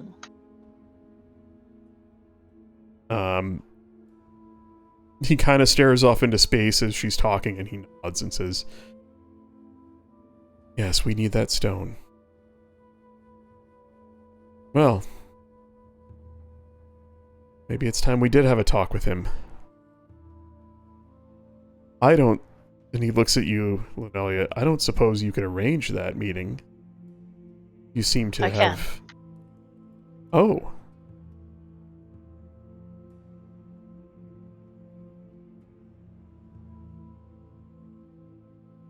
Well, maybe that's a thought then. I suppose we'll have to wait and figure out what boss wants to do with all of this, and he waves his hands around him. It's a pity, it's a nice place. I wouldn't mind staying here a few days, even if it is under lock and key. He kind of looks at you, Louis, and there's a bit of a glimmer in his eye, like he knows he could probably just fucking leave anytime he wants. Does he have his spellbook? He does. Mm. This is your chance to get the Crimson Order off of your tail. If you leave here without going with Voss, he will continue to hunt you. Well, that's why I'm and staying. He will be your enemy. That's why I'm staying, at least for now. I sense an opportunity to make a deal with him that I couldn't make with his subordinates. Of course, it seems like they were after me for some other nefarious reason. Wouldn't happen to know why, would you? It's a little troubling that they... Well, you saw the pit and the thing.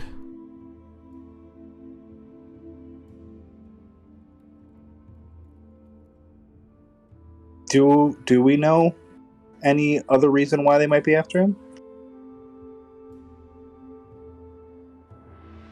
Well, they're after I don't think so. Keldrim? Yeah.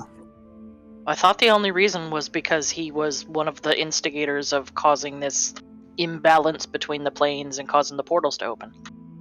Right, which is the given reason that everyone knows that's on the table, right?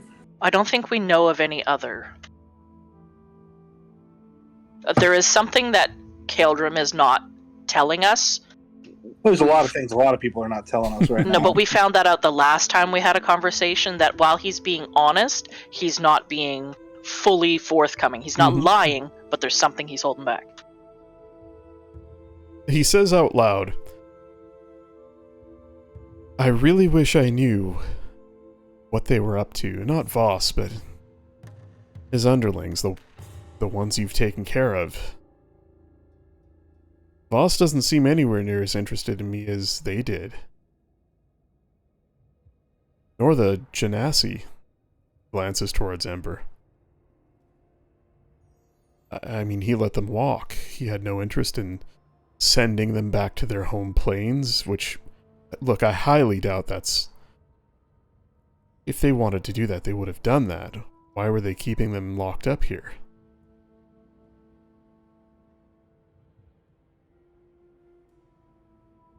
I don't suppose you'd... Kind of looks around. Go have another look downstairs and tell me what you think they were up to. Louis, you're brilliant. And, Linalia, you're inquisitive. I think the two of you could figure something out. Perhaps. Well, he's gonna make an insight check here. Not bad. That was just kind of him sort of trying to intuit what you guys might already know or see if there's anything you're hiding from him. You know, he's got that general feel, I think, that everybody's got secrets. Honesty is a two-way street, Keldrum.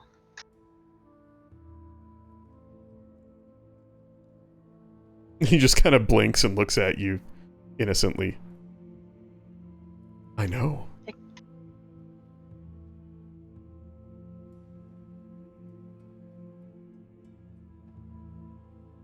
Well, we have much to think on.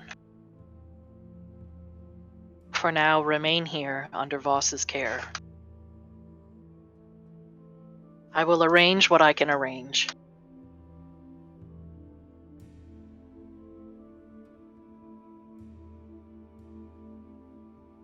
He just nods. Right. Well, I could use a night's sleep at least.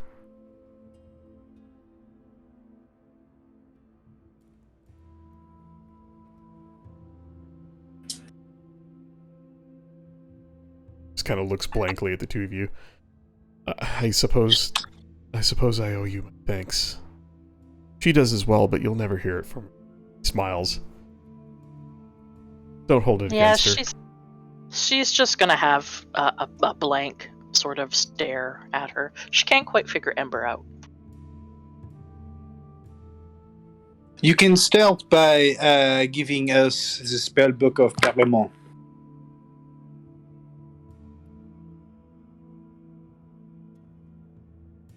Oh.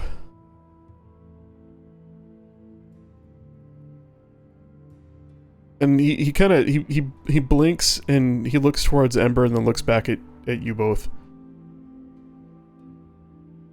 Yes, his spellbook.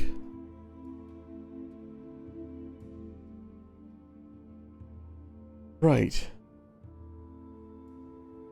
He fishes around in a small satchel and pulls out a small, like a replica of a chest. Not really bigger than would fit in the palm of a hand. And just so I describe the spell properly, let me look this up. And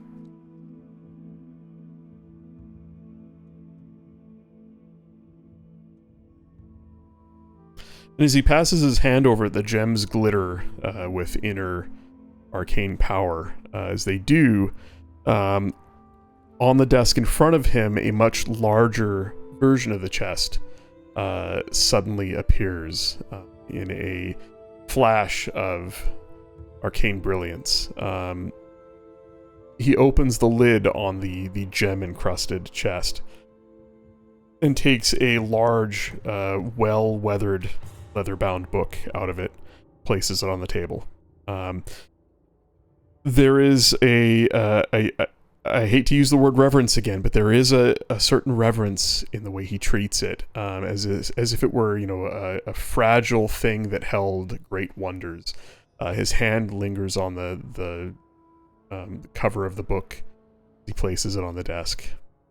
And he kind of looks off into space again with that blank stare. And just nods. What is Ember doing? She's watching him. Okay, Lunalia is And- watching Ember. She's watching him, and then she notices you watching her, and a stare down starts. She just looks at you. That sort of Roll for grumpy- tear down. Yeah, with that grumpy look on her face. Yeah, Lunalia just has an impassive. She's just looking at her. And with kind of a look of confusion on his face, Keldrum says, I don't know why my old friend didn't reach out to me to ask for this back. I assumed wherever that's right. Yeah, he says, I assumed wherever it is he went off to, he never came back. And the words kind of stop. Just, he kind of stares off into space, trying to reconcile. Then he shakes his head. I'm not certain. In any case. And he looks at Lunalia and he says,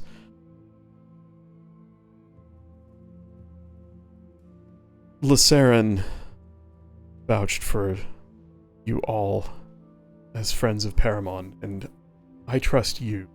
Looks at Lunalia. Smiles. To get this back to him.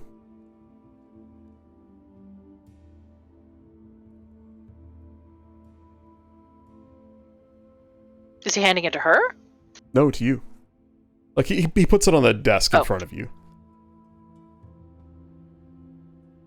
Louis will reach out and grab it. Again, reverently, and will not crack it right now in front of anybody. Uh-huh. I mean, you know, it's probably magically sealed. You don't know, but you also know Paramon, and he would probably just let you read it. Lunalia's like, it's just a book. Like, I understand wizards and their connections to books, but it's just a book. That's fine. Yeah, they'd Louis be like, picks up the table and you have my word as a wizard that we will get this back to him safely and soundly as soon as we are able.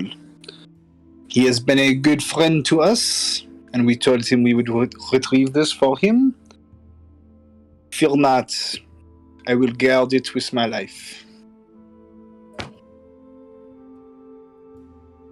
I don't think you have to go that far, but I appreciate the sentiment. There is still a look of foggy confusion on his face.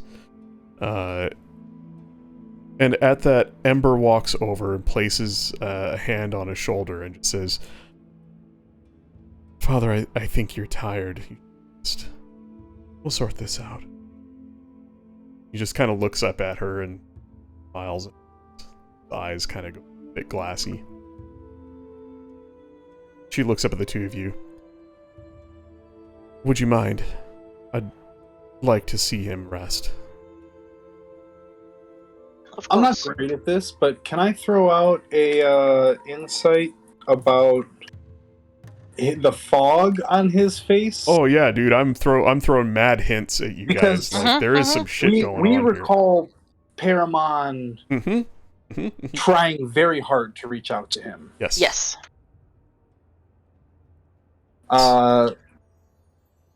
There's some shit going on here. He is confused because it doesn't make sense to him that if Paramon was able, that he wouldn't have immediately asked for his spellbook back. You're a wizard. That's not something you go without. Especially, it's a little weird that Paramon didn't have a backup for his spell. Like, he didn't just take his spellbook with him and have a backup safely stored away with a friend or somewhere. But B, it's a little weird that he wouldn't have immediately been like, dude, give me my shit back. I need my spells. Like the day he got his mind back. And of course, he tried. But somehow, you know how that spell works. Well, actually, I don't recall if you have it in your book or not, but I mean, you know fundamentally you understand how the sending spell works. I recently acquired that spell, so good. Then you fundamentally know how it works, and it reaches its target if they exist, and the only the math doesn't work out because even if Keldrim's been hanging out on a different plane of existence, there's only 5% chance it didn't reach him. Like, are you kidding me? But don't you get the sense that the spell has been received? You just don't necessarily get an answer? I'm pretty sure Paramon told you guys that it seemed like Keldrim was intentionally not responding to him.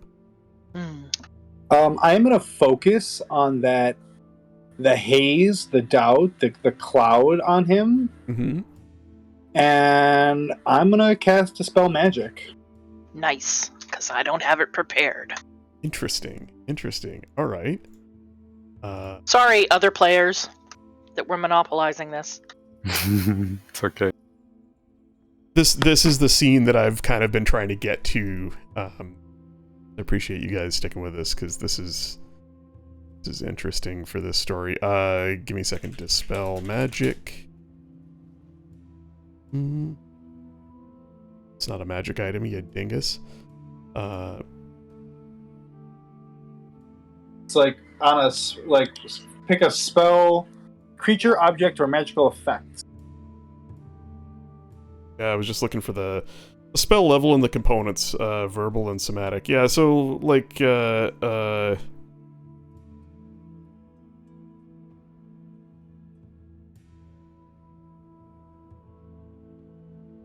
yeah, I was kind of more curious to see if they would notice you casting it. It's only an action, but it's a verbal and somatic, so they would see you cast it. Keldrim immediately asks, "What?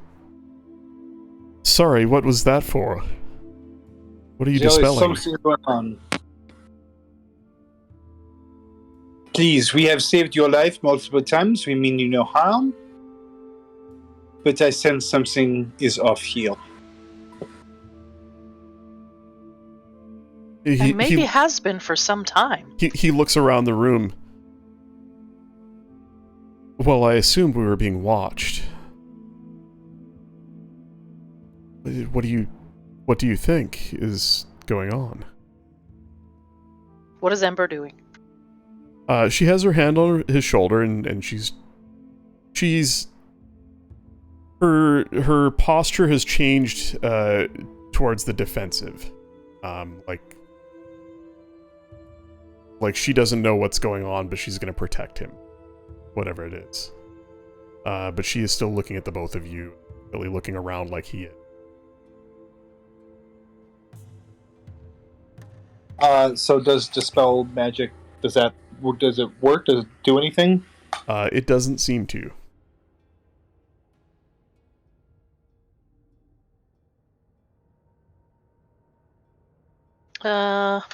Oh shit, I don't think I have it prepared.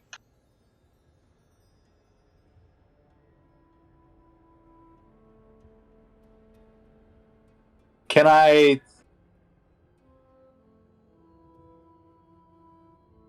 I do have it prepared.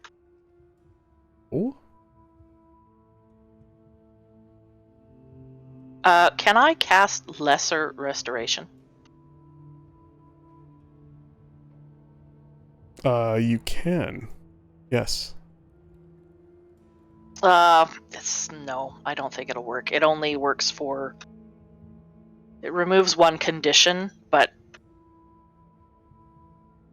Yeah, it's verbal and somatic, so they would see you cast it. Yeah, it's just blinded, deafened, poisoned. Yeah, so it won't work for this purpose. That's fine. You're not going to cast it.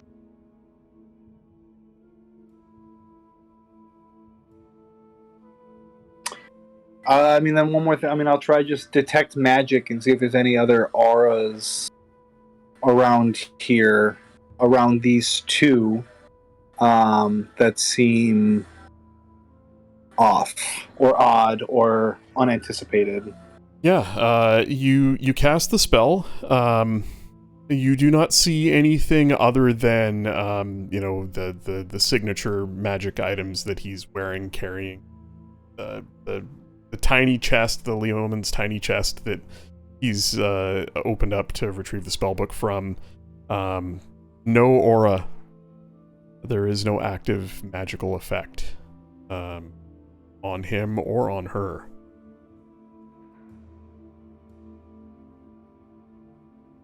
Would that, if she was a simulacrum or something, would that, or had an illusion or something, or under any kind of magical disguise, that would be indicated by detect magic, right? Yeah, no, this is genuinely her. He's got her simulacrum parked somewhere. Got it. But it wouldn't necessarily indicate like, hey, there has been some sort of memory modification or gas or something like that. Detect magic would not necessarily indicate that. Correct. Right. Like, yeah. I don't think those spells, like, if he was actively charmed, detect magic, I think, would pick that up. You know what I mean? If there was a spell that had charmed him for a period of time. And that's definitely not the case. There is insight checks reveal there is a genuine sort of love and trust there. Like, what's weird about it is how much he seems to sort of trust and hang on her words.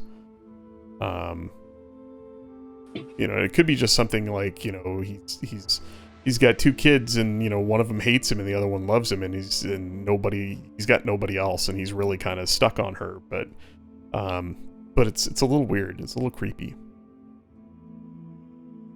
Monsieur Galoro, Perleman reached out to you many times, trying to get in contact, trying to find you, trying to retrieve his spellbook.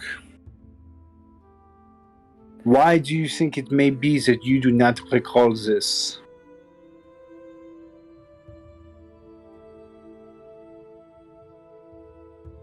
I don't know. I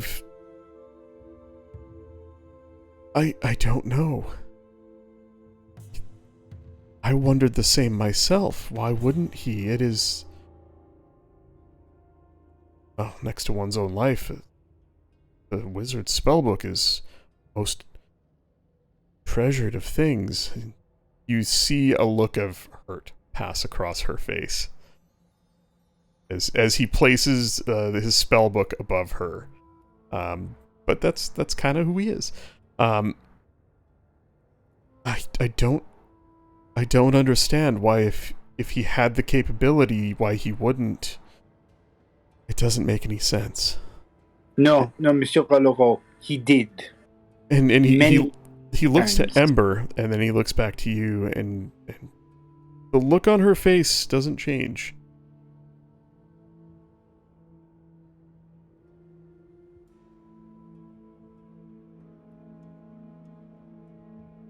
I don't know, but I would very much like to speak with Paramon. Very much. Oh, that can be arranged.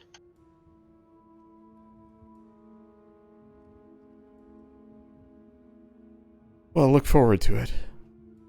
I suppose you know where to find me. He kind of smiles awkwardly.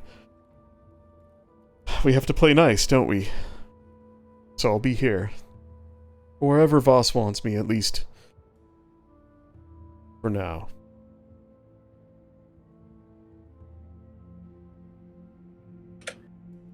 We should go, Louis. And you notice that he slips into this sort of weird state where he's confused and doesn't really understand, like, things don't reconcile, and then just as easily he slips back into the sort of charming, I do what I want, I know better, headstrong wizard.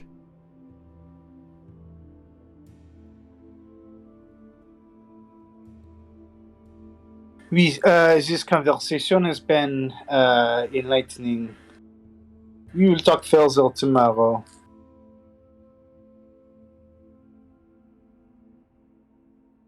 If blazing yellow eyes could be cold, Ember's as she watches you.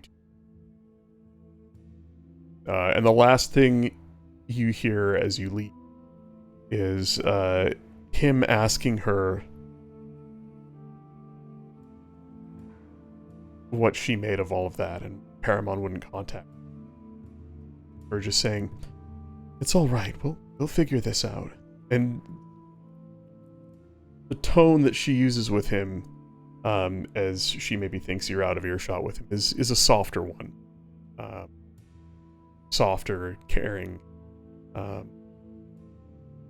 something you hadn't heard out of her before.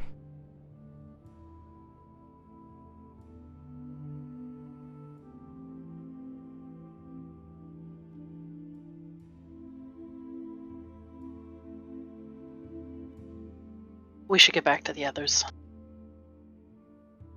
Oui, je suis fatigué. I'm ready to sleep on the soil and commit. We know nobody cares about your weight. It doesn't matter. Or your preferences. One thing as you all gather, as the other three make their way back up the hill after having seen the refugees safely off, and you all gather, Preneth Voss approaches you all, and just asks you. He says, I would keep you all close until we sort things out. Welcome to stay here.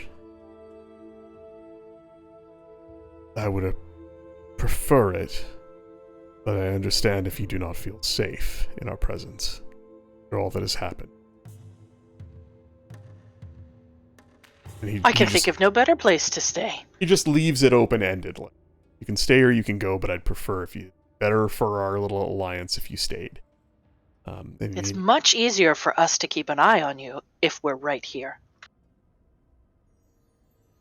There is a genuine smile from him as he nods and says, "The feeling is rather mutual. And we can all guard our wizard friend together till we sort this out." Moi? No, the other one. I don't think he meant you. She would say that right to Louis. She doesn't mean. He doesn't mean you.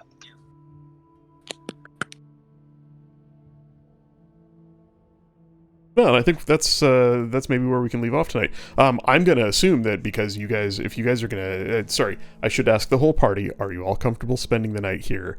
They give you quarters, wherever you want. They do not post guards outside the door. If you're okay with staying here, you can even, have do a rotation of standing watch and all of that.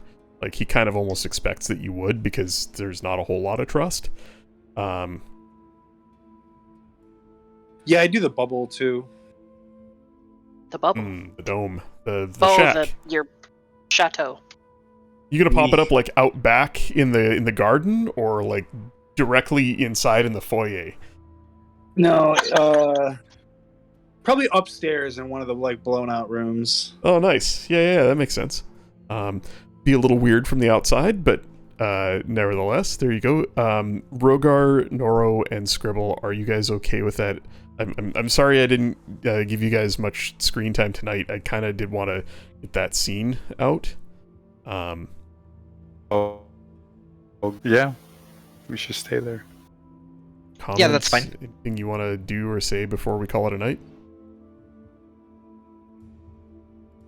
Did Noro get enough to eat? We're still going. After 8?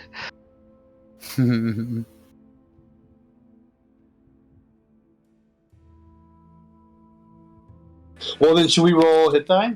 Yes. Yeah, if you guys want to roll some hit dice. What, holy shit, what level are you guys now? Is this 9? 27. No. Oh, fuck. 9. They go that high? Yeah. Hey, I don't remember how you to know roll what level hit dice. 9 means? 5th level spells. Yeah, greater restoration. Nice. Well, maybe you can try that on him. I'll have to do it another day. Thanks, guys. Night, Hummer. Night, Hummer. All right, we're gonna end the stream there. Everybody out there. Thanks.